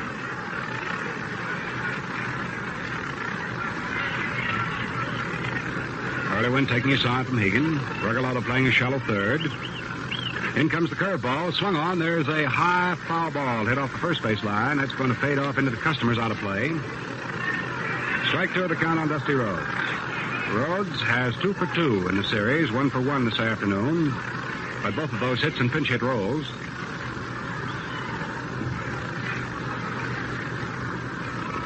Now in a set. Comes in 0-2 with an overhand curveball. It's high up at the cap. That's ball 1. 1 ball and 2 strikes to Dusty Rhodes. Regalado moves back a step or 2 at third base. He took over for Al Rosen here in the last half of the 7th inning. The only change in the lineup for Cleveland. Wynn pumps methodically and delivers a fastball upstairs. That was up above the shoulders. 2 balls, 2 strikes to a left-hand hitter. First Giant up in the last half of the 7th inning. 2-1 ball game in favor of the Giants over Cleveland. And a ball game that can jump either way. 2-2 pitch by Early Wynn. An overhand curve swung on. There's a drive deep in the right field. It might be. Yep, there it goes. Over the right field wall and parked for a home run. Whoa.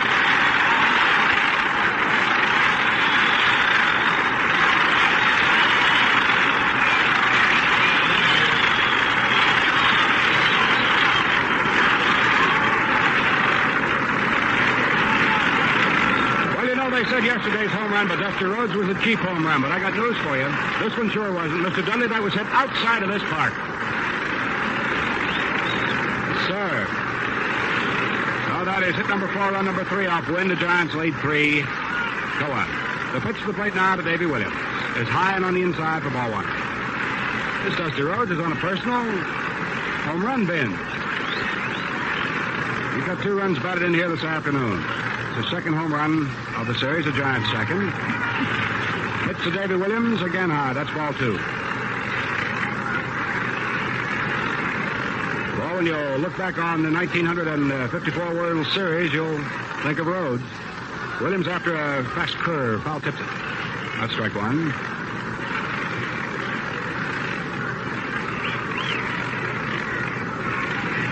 You know something? Only 2 extra base hits by the Giants in these 2 games, and Rhodes has both of them. Both home runs. Early Wynn delivers. Williams takes. There's a fastball outside for ball 3. 3 balls and 1 strike. This is delving into the Gillette World Series record book here to find out something about home runs. Find out the Ruth, Garriggs, and Snyder share the record. 4 home runs in the World Series. Here's a guy who's got a pair of them. He's got a chance. Pitch to the plate, swung on by Williams. There's a high pop-up out in front of the plate. Hegan says, go away, boys, I got it. And he has. A fine catcher, that Hegan. Williams pops up and out to the catcher in front of the plate, Jim Hegan. Down the bullpen, we've got Narleski and Mossy up throwing again for Cleveland. One out here for the Giants, last half of the seventh. The batter coming up is Wes Westrom. He slides the left and walk in that order. Early Wynn ready to pitch to him. Starts his motion. Big fella rears back, throws an overhand curve. It's swung on by Wes. Fouled back for strike one. Wes seems to like to go for that low curveball a lot, down around the knees. 0-1. The Giants leading in the ball game, 3-1. Dusty Rhodes hitting his second series home run as the leadoff man here in the seventh inning. Westrom swings on a fastball and doesn't get it. That's strike two. Rhodes really proud of this one. All the way over the top of the pavilion roof and out of the park.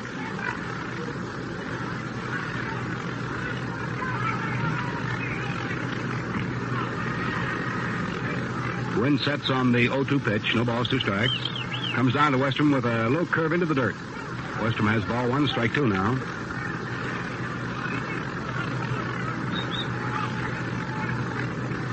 Last half, the seventh inning. Second game of the World Series in Polo Grounds in New York City. The Giants are battling. 1-2 pitch by Early Wynn. Swing on. There's a long drive deep into left center field. A well-hit ball going way back.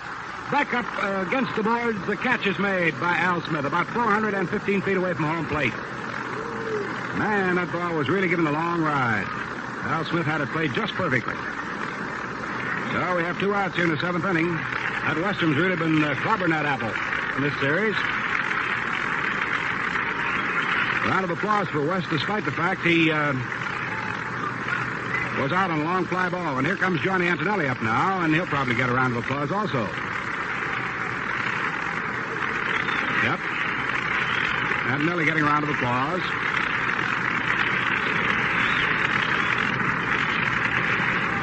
Antonelli hitting left-handers, gone 0 for 2 this afternoon. He's flied out to right and forced the man in that order.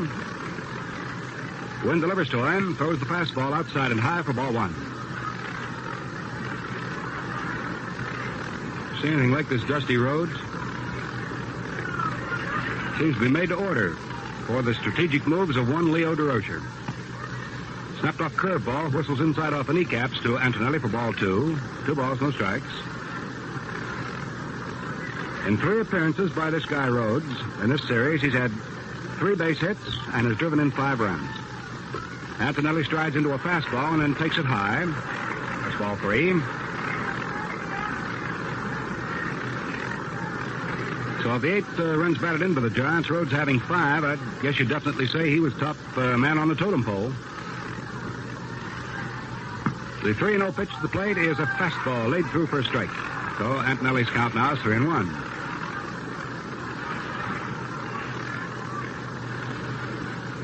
Runs batted in a single series.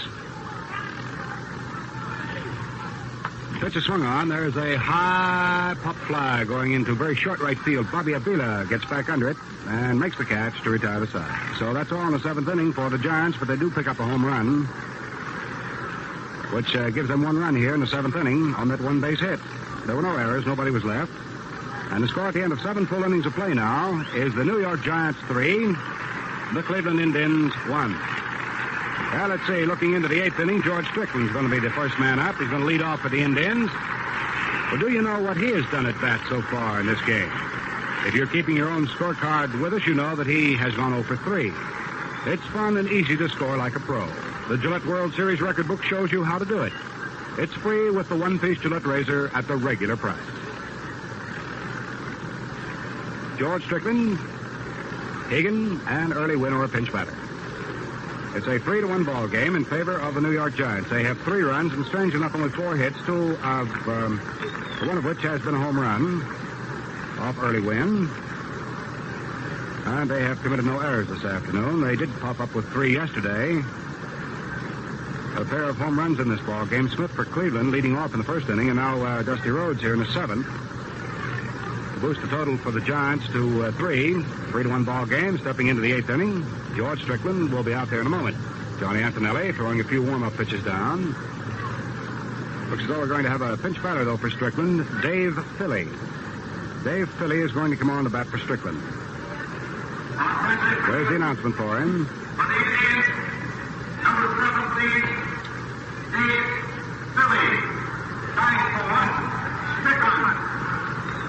Dave Philly from Paris, Texas, the switch hitter, who started yesterday's ball game in right field, is coming on. Dave Philly hit on the season this year 226, and in yesterday's ball game, Philly went 0 for 3, so he has no batting percentage as far as this one is concerned.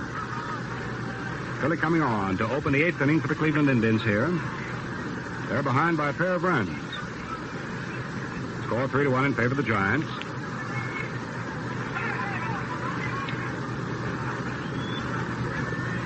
We started talking about the RBI in a single series. The record being held, has been held for quite some time by Garrick. The first pitch here to the plate is a fastball high to Philly for ball 1. Got left-handed activity out in the bullpen. That'll be Don Mossy, probably. Is that right, Jim? Don Mossy? As Philly swings on the next pitch and hits a foul back to the screen. Count is 1 ball, 1 strike on him.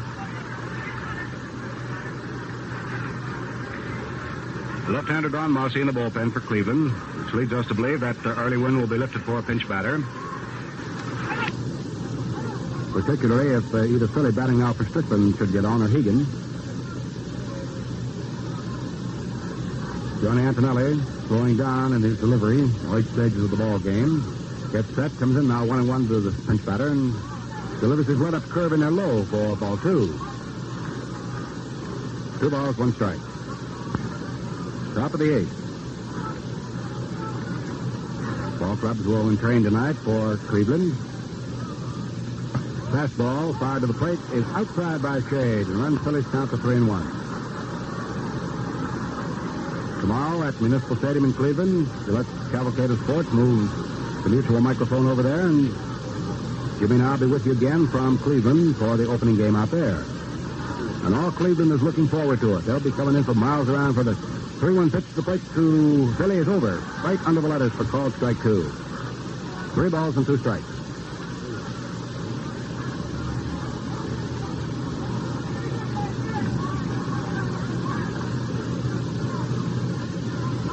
Philly moves that bat back and forth easily. Antonelli now, 3-2s in, but the swung on. There's a high foul ball hit off to the right of the plate. That's going to come into the second tier out of play.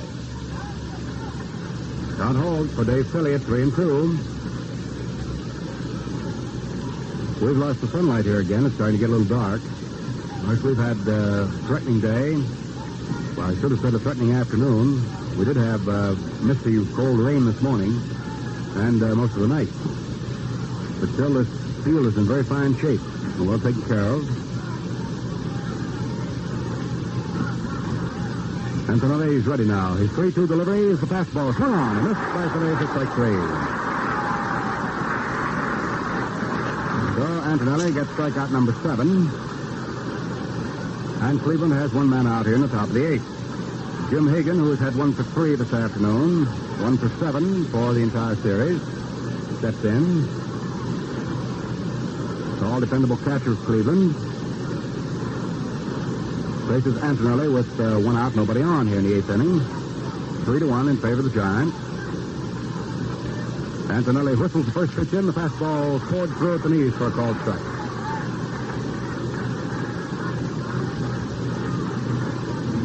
Cleveland started out in the first inning. It looked as though they were going to clobber Antonelli, but good. And as the boys in the business say, he got over the hump in the first inning, and he's been pretty tough ever since. Delivery is a let-up curve. Swung on and fouled back to the screen by Hegan. Right in the press box. Got away from 3 men in the press box, plus a television cameraman, and rolled right back out onto the field. That is known as the elusive baseball.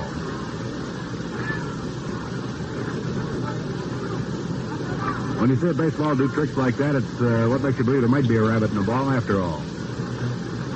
Bounce all around. There isn't only a football that bounces crazily. Baseball will, too.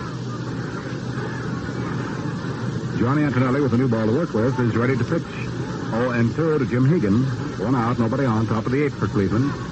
Antonelli delivers, sidearm curve. It is outside. That's ball 1. 1 ball and 2 strikes.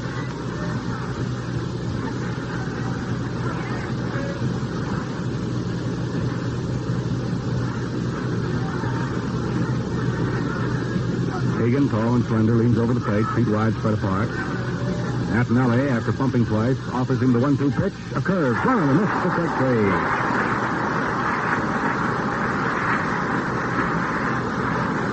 Strikeout number 8 for Antonelli. That brings up early winner of pinch batter, and it's going to be Hank Majeski. Carl Erskine, you know, just last year set the strikeout record in the World Series play. And looking down here, the pitcher's record and so forth in the York World Series record book, you can find Carl Erskine's name. So you can check up on me on that. Carl Erskine had 14 strikeouts. That is the record. Hank Majeski now, batting for Early Win. Antonelli throws to this veteran. Pitch is swung on. There's a bounding ball hit to Alvin Dark. It bounces off his chest. He picks up, throws to first. Just in time. It got him. Just in time. That was one of those eyelash plays. So Majeski is out on a close play. Alvin Dark almost had that ball get away from him. So let's see. Nothing across here in the 8th inning. And the score at the end of 7 1/2 innings of play remains the New York Giants 3, the Cleveland Indians 1. Don't mind if I take just a few seconds with you guys out there who use the 3-piece Gillette razors? So far as all-out comfort is concerned, you're doing okay by your face, that's for sure. But for speed and convenience, well, the 3-piece honestly is just not in the same class with the modern 1-piece Gillette Super Speed. For that matter, no other shaving instrument even compares with this precision-made Gillette. There's nothing to take apart. You change blades in a flash. To clean, just rinse. What shaves you get? Clean, comfortable, good-looking. They never miss. You really ought to try the Gillette Super Speed. $1 buys it complete with travel case and blue blade dispenser. Yes, sir. And the enlarged 112-page fact-filled Gillette World Series record book is included free. At shortstop and batting the number 7 position, Sam Dente. Here in the 8th inning, and Don Mossy is going to be your pitcher. Dente appearing here for the second time.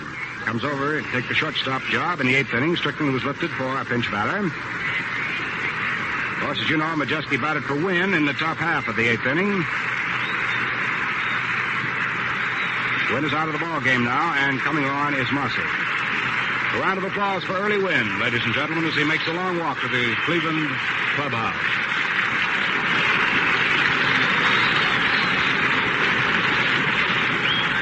Early Wynn here this afternoon in pitching 7 innings to the New York Giants.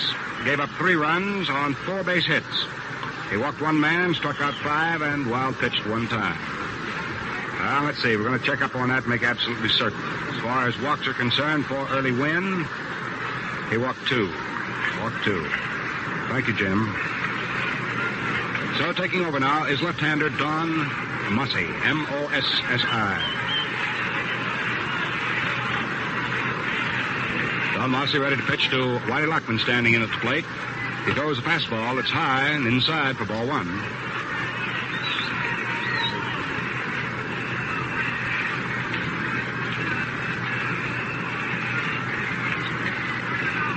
Don Mossy comes down with the next delivery. A fastball swung on by Whitey Lachman and popped up off the right field line. Going deep behind first base is Vic Wertz in foul territory and takes it for the out. And before we have the next man up, Alvin Dark, let's pause 10 seconds for station identification. This is Mutual, the radio network for all America. WGN, your exclusive World Series station in Chicago.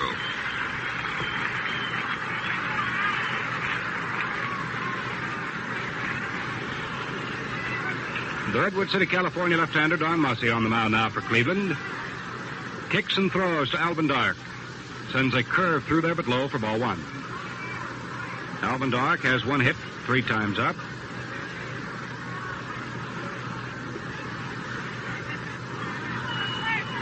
Comes down with his 1-0 delivery. Dark takes a fastball, poured in over the shins for ball 2.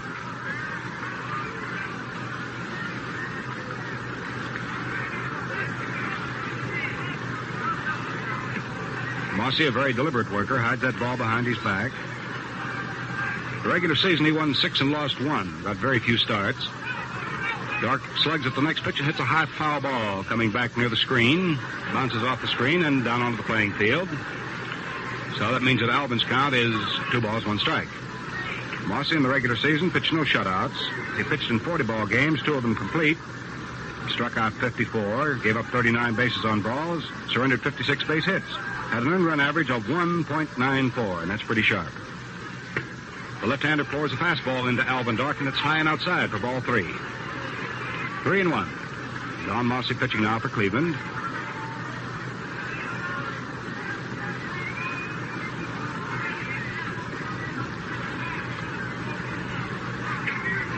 Comes down again with a fastball, and Dark leans into it and doesn't offer. It costs him. It's over. Count is 3-2.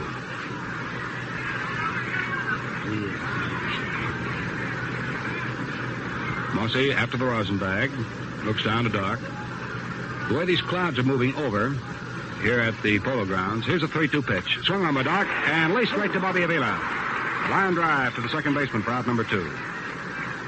It's hard to say here the way these shadows are moving around over the playing field gives you a sort of a weird, eerie feeling.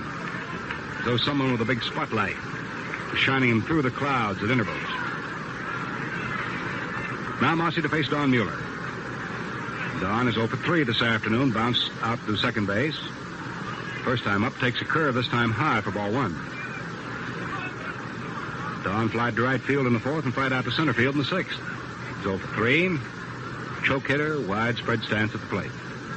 Mossy comes in with an overhand fastball, and Mueller punches it foul off to the left of the plate back into the stands. 1 ball, 1 strike on Don Mueller. 2 down, last half of the 8th. There are no base runners. The Giants leading 3-1. Darkness is starting to settle down here over Gotham. Mossy pumps, kicks, and throws. Fastball. Mueller again slaps it foul. This one up to the facade off the left field line. That bounces down into the customers.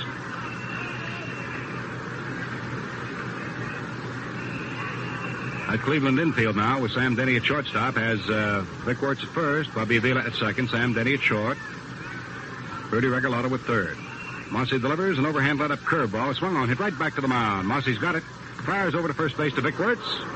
And it's in time for the out. Slight collision between Mueller and Wertz, but neither man happens to be even shaken up. So that's the third out here for the Giants in the 8th. They have nothing across. And the score at the end of the 8th inning is the New York Giants 3, the Cleveland Indians 1. Look sharp, feel sharp, be sharp and listen, mister. How are you fixed for blades? Do you have plenty? How are you fixed for blades? You better check. Please make sure you have enough, 'cause a worn-out blade makes shaving mighty tough. How are you fixed for blades? Better look, Gillette, the blades we need. You know, we're continually thumbing through the Gillette World Series record book, and, well, I'd like to appraise you of one thing we've come up with. Only once has a team ever lost the first 2 games and come back to take the World Series. That was in 1921 when the New York Giants did it, as you'll see. 1921, the Giants did it. They lost 2 games and then came back to win the series. Well, you pick out all kinds of information in this little book. Now the top of the 9th inning. And the first man up here for Cleveland will be their leadoffer, Al Smith, who punched a home run to lead off the ball game. Let's see, for the New York Giants, as it now stands, 3 runs, 4 hits, no errors. They have stranded only 3 men this afternoon. You check me on those totals, Jimmy. 3 runs, 4 hits, no errors, 3 men left. Is that right? And see, for the Cleveland Indians, they have 1 run on a total of 6 hits off Antonelli. They've committed no errors, and they have stranded a total of 11. And the first pitch here to Smith is low outside for ball 1. So we've gotten the top of the 9th inning started with Johnny Antonelli working to Al Smith. He's had 1 hit and 3 tries. That was his home run. Fastball to him is inside off the knees for ball 2.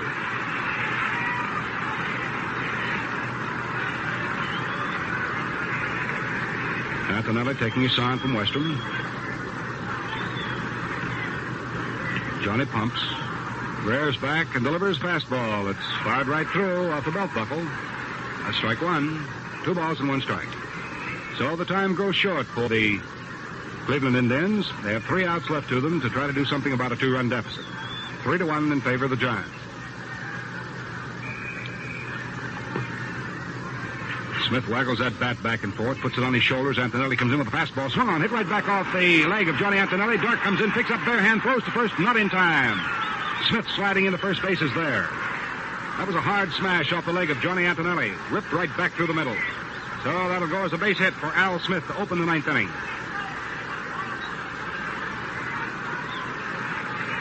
That's the 7th hit given up now by Antonelli.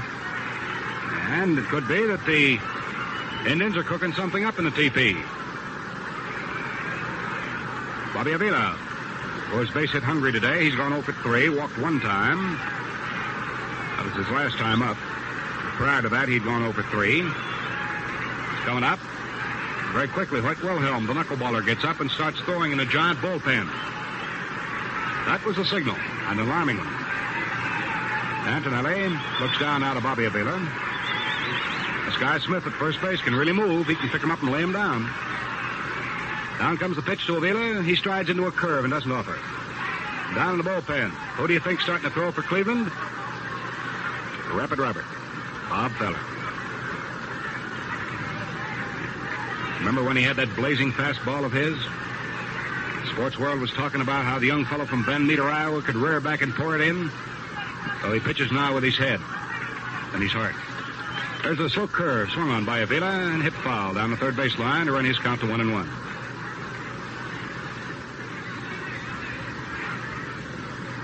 Two ball in play to Antonelli. Scott Feller warming up the bullpen for Cleveland. Certainly been an asset to that ball club this year. Now Antonelli ready to pitch to Avila on the 1-1 count. Al Smith leading off at first with nobody down, top of the 9th. 3-1 the Giants. Pitch to the plate swung on by Avila and hit foul right back to the screen.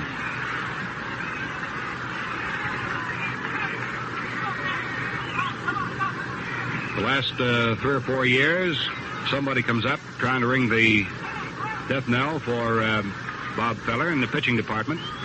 They tried to do it again this spring, but he posted a record of 13 wins for Cleveland this year against 3 defeats. Against pretty fair country pitching. Now the 1 ball and 2 strike pitch to Bobby Avila. Antonelli nods in accord with the sign offered by Westrom. Smith leads off at first, not too big a lead. In comes the pitch. Avila swings, and there's a line shot hit into left field for a base wrap. Smith goes down to second to hold on, and the tying runs are on for Cleveland. Bobby Avila wraps one through the hole between short and third and into left field. Smith, playing it safe, goes down to second and holds up. Hit number 8 off Antonelli. And look at that Wilhelm thrown out in the bullpen for the Giants now. He's really heating up.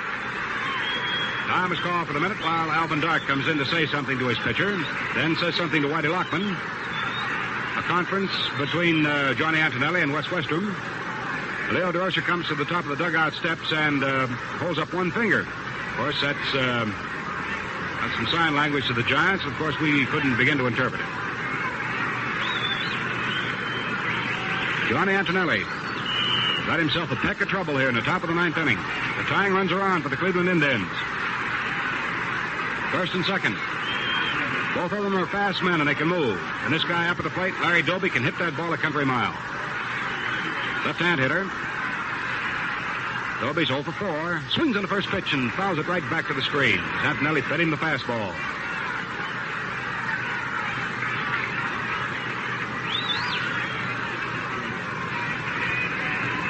Dolby back to dry his hands as he picks up a double handful of dirt.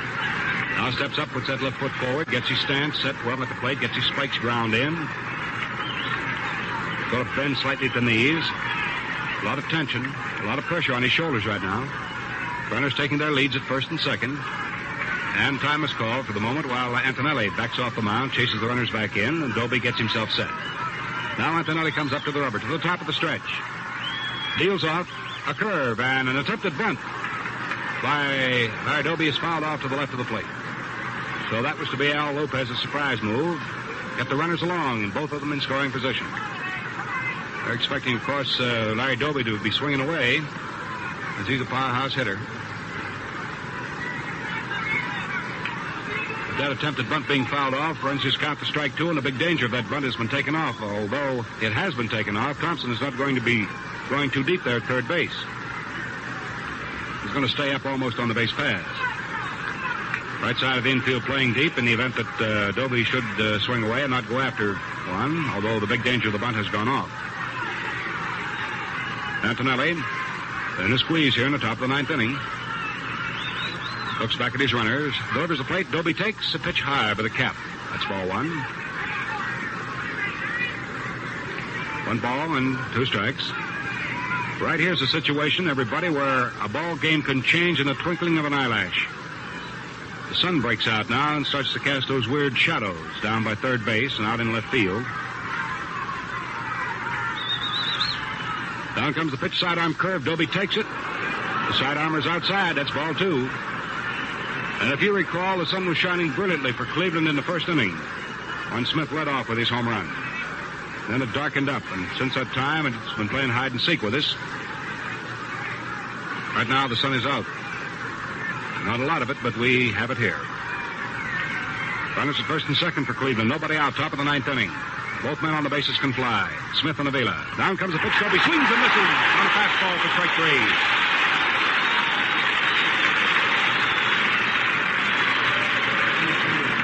Johnny Antonelli poured it in there for his ninth strikeout.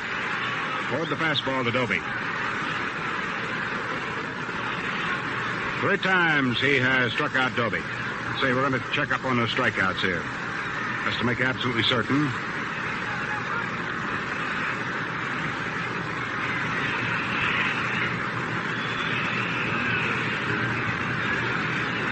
I've got 9.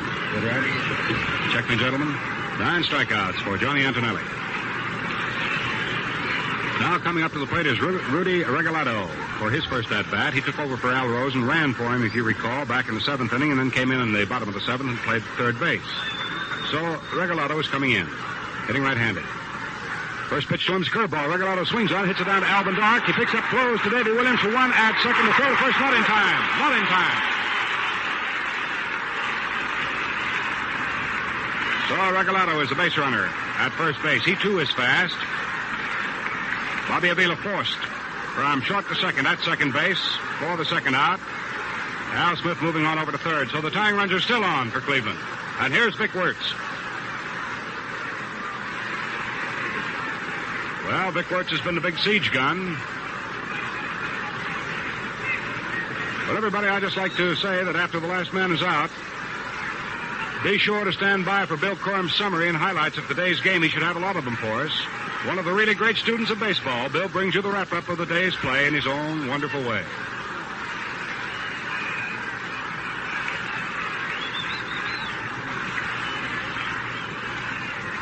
Antonelli ready now. Pitches to Vic Wertz, hitting left-handed. The fastball is outside for ball 1. Have you noticed, everybody, that in the World Series play so far, we've had no double plays, and have been quite a few of them tried. But they haven't quite been able to complete them. Cleveland's still alive and kicking here in the top of the 9th inning. Have the tying runs on. Vic Wertz, the guy who was the big gun yesterday for Cleveland, is up there at the plate right now. This afternoon, he's had 1 base hit and 2 official times up. Swings on this pitch. Fastball and doesn't get it. Antonelli fed him one just under the letters. 1 ball, 1 strike is the count on Victor Wertz. Right now, batting at 7-14.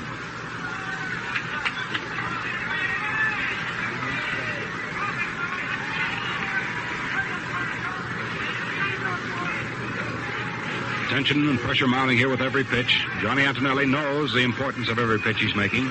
Looks over at third base, sees Al Smith stepping off. Looks at first to Regalado, who can move also. Second is open. 2 down, top of the 9th. Now Antonelli gets set. 1-1 delivery to Vic Wertz. Down it comes. An overhand fastball. Swung on again and missed for strike 2. Antonelli just rearing back and cutting it loose. And time is called for the moment by catcher Wes Westrom. He goes out to the plate to talk with, out to the mound from the plate to talk with Johnny Antonelli. Looking back over the men left on here this afternoon, Cleveland has left 11 on. They have 2 on now, and they left 13 on yesterday. The record for men left on by a single club in a ball game in the World Series, if memory serves me rightly, is 14.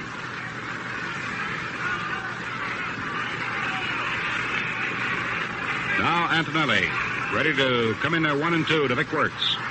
It's the last chance here for Cleveland. Antonelli delivers a sidearm curve low and outside as he tried his crossfire. That's ball 2.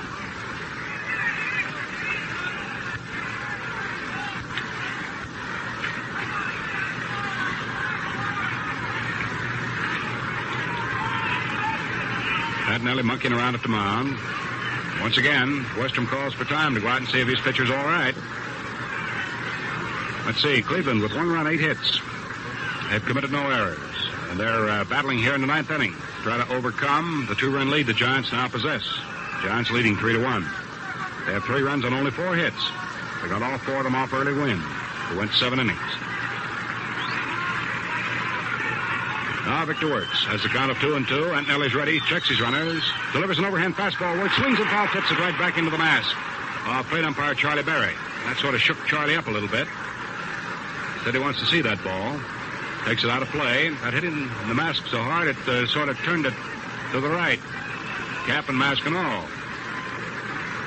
So it's no kid's chore behind that plate, either for the catcher or for the umpire.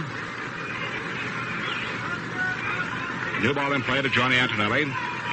Count remaining on Victor Wertz. 2 balls and 2 strikes. 2 on, 2 outs. Top of the 9th. 3-1 in favor of the Giants. This ball game going right down to the wire. Just the way it was expected to go ever since we found out that Cleveland and New York were going to play in this one. Antonelli out there blowing his neck trying to get out of this. Ready to pitch to Wertz. Comes in with an overhand fastball. Wertz leans back to take it inside for ball 3.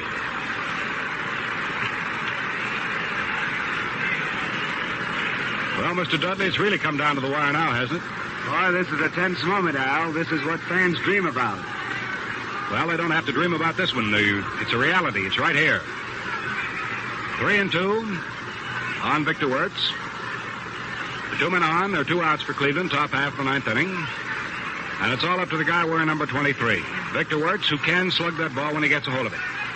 He proved that yesterday. He's proved it all season long. John Antonelli breaks back off the rubber. And the runners, Regalado at first and Smith at third, move back in. Al Lopez comes up to inquire some point of plate umpire Charlie Berry. And they're talking it over. Johnny Antonelli ready to pitch now as Lopez turns and walks back to the Cleveland dugout.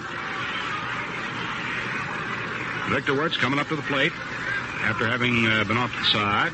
Steps in, puts the bat up on his left shoulder. Johnny Antonelli gets ready to pitch to him. Looks the situation over, delivers an overhand fastball swung on as Regalado breaks from first, and it's fouled right back to the screen.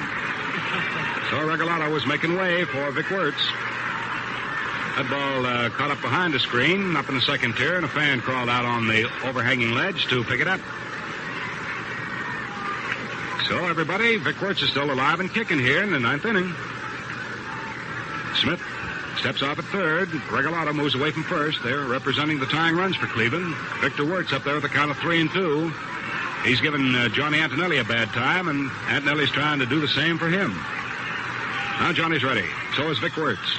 Down comes the pitch as the runner breaks. Again, it's swung on. There's a high foul ball spinning back to the top of the roof. Oh, the count holds right on to Vic Wertz at 3-2.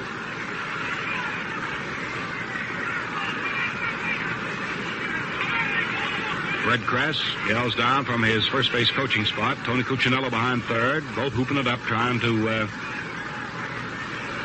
get Vic Wertz, get a hold of one. John outfield around the right and deep.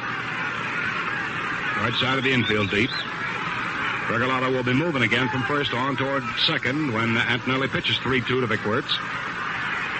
He's ready now, and there's the throw to first base. Almost got away from Whitey Lachman. Whitey wasn't quite expecting it, I don't believe. Big ooh and an ah from the fans. Regalado was playing it real close. He wasn't going to get too far away.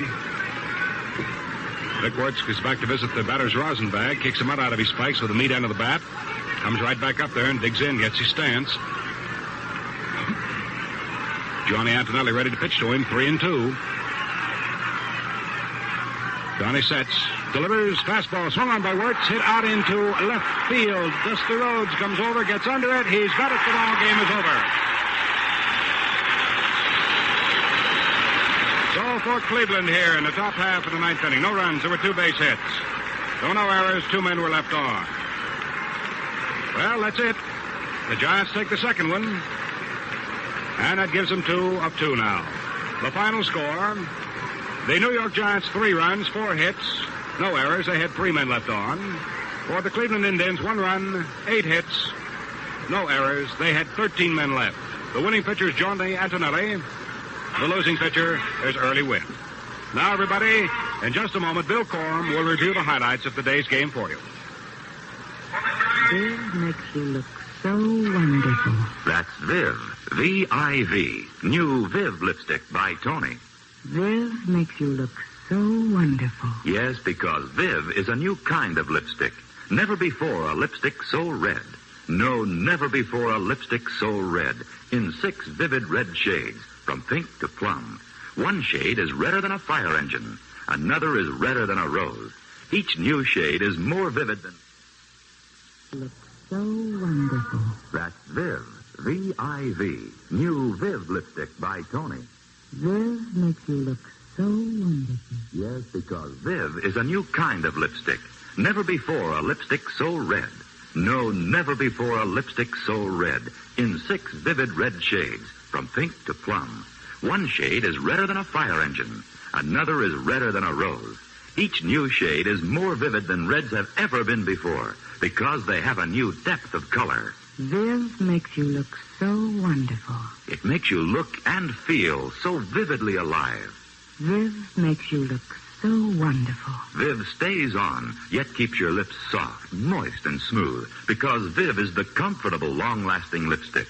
See what Viv, the really vivid lipstick, can do for you. Viv makes you look so wonderful. Viv, new Viv lipstick by Tony. This is Bill Corum speaking, and man, was that some finish.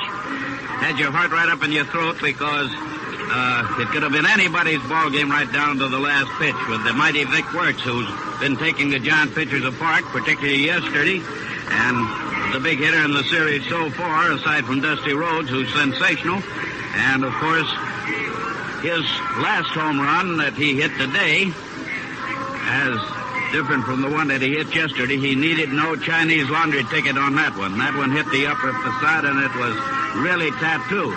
So in 3 trips to the plate, this old-fashioned pinch hitter, and that's Dusty Rhodes for sure, he thinks he can hit anybody in the world, has driven in 5 runs, and that has made the difference for the Giants. That is offensively, of course. But today the story with me was Johnny Antonelli. Great athlete, great pitcher, great boy, and he's going to be, is already one of the very best in the game. Won 21 games for the Giants this year, is their star pitcher, and beat Captain Early Wynn. The number 2 ace are one of the big 3, whichever way you want to make it, of the Indians. And, of course, put the Giants in a very, very happy spot. They've beaten both Bob Lemon, who Al Lopez got 23 lemonades out of in the American League, which is a lot of lemonades from any lemon, even as big a final one as Bob. They've beaten him, and they've beaten Early Wynn here today.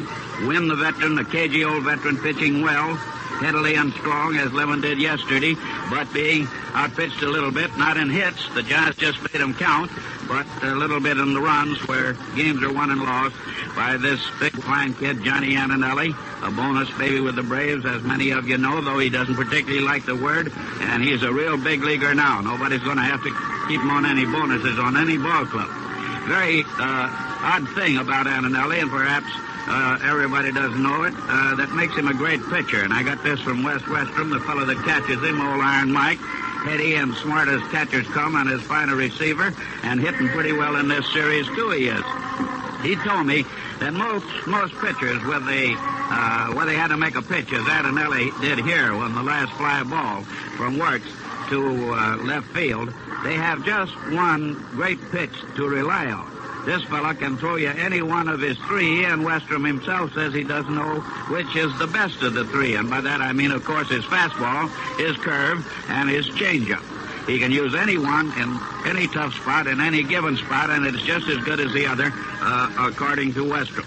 So, he was today a fine pitcher, and as we swing toward Cleveland and the World Series cavalcade hits the road for that great city where we'll play tomorrow, weather permitting, at Municipal Stadium, Dusty Rhodes has been doing about all the hitting here. He, of course, came up as a pinch hitter, and that was the 17th time in 47 trips to the plate as a pinch hitter that he had gotten a hit. And, of course, that's great pinch hitting, and you have to differentiate it from his home run. He wasn't a pinch hitter then, of course. He was in the game in place of Monty Irvin in left field, and did play out there quite a part of the latter part of the season in left field. But as a pinch hitter, 17 for 47, well, that's really pinch hitting. And I know no better way to describe him than to say that he is an old-fashioned one that walks up there just as sure as odd incidents and records in every World Series. I'm sure never before have there been two home runs on two pitches, such as we saw in last night's game with Rhodes hitting, and then Al Smith walking up and getting Cleveland's only run today on the first pitch off Antonelli. Well, a great ball game. You know, the Giants won 3-1. You know, they lead the series 2-0, and they're sitting in the honey seat right now, whatever happens from now on. Now, this broadcast is authorized under broadcasting rights granted by the Commissioner of Baseball solely for the entertainment of our listening audience. And any publication, rebroadcast, or other use of the descriptions and accounts of this game without the express consent of the Commissioner is prohibited. Tonight, we want to thank our engineers, Gifford Campbell and Don McLean, our statistician, Frank Zazullo, and this program was directed and produced under the supervision of Mutual Sports Director, my good friend, Paul Jonas. Now, don't forget, tomorrow afternoon from Municipal Stadium in Cleveland, the third game of the World Series. And fans, tomorrow is another day, and Gillette's Cavalcade of Sports will be back on the air promptly at 12:45 p.m. Eastern Standard Time to report the third game of the World Series for you, play-by-play from Municipal Stadium in Cleveland. Until then, smooth sailing, smooth shaving, and good afternoon from your radio host, the Gillette Safety Razor Company, and yours truly, Bill Cole. Worn-out blade makes shaving mighty. How are you fixed for blades? Better look. Gillette, the blades we need.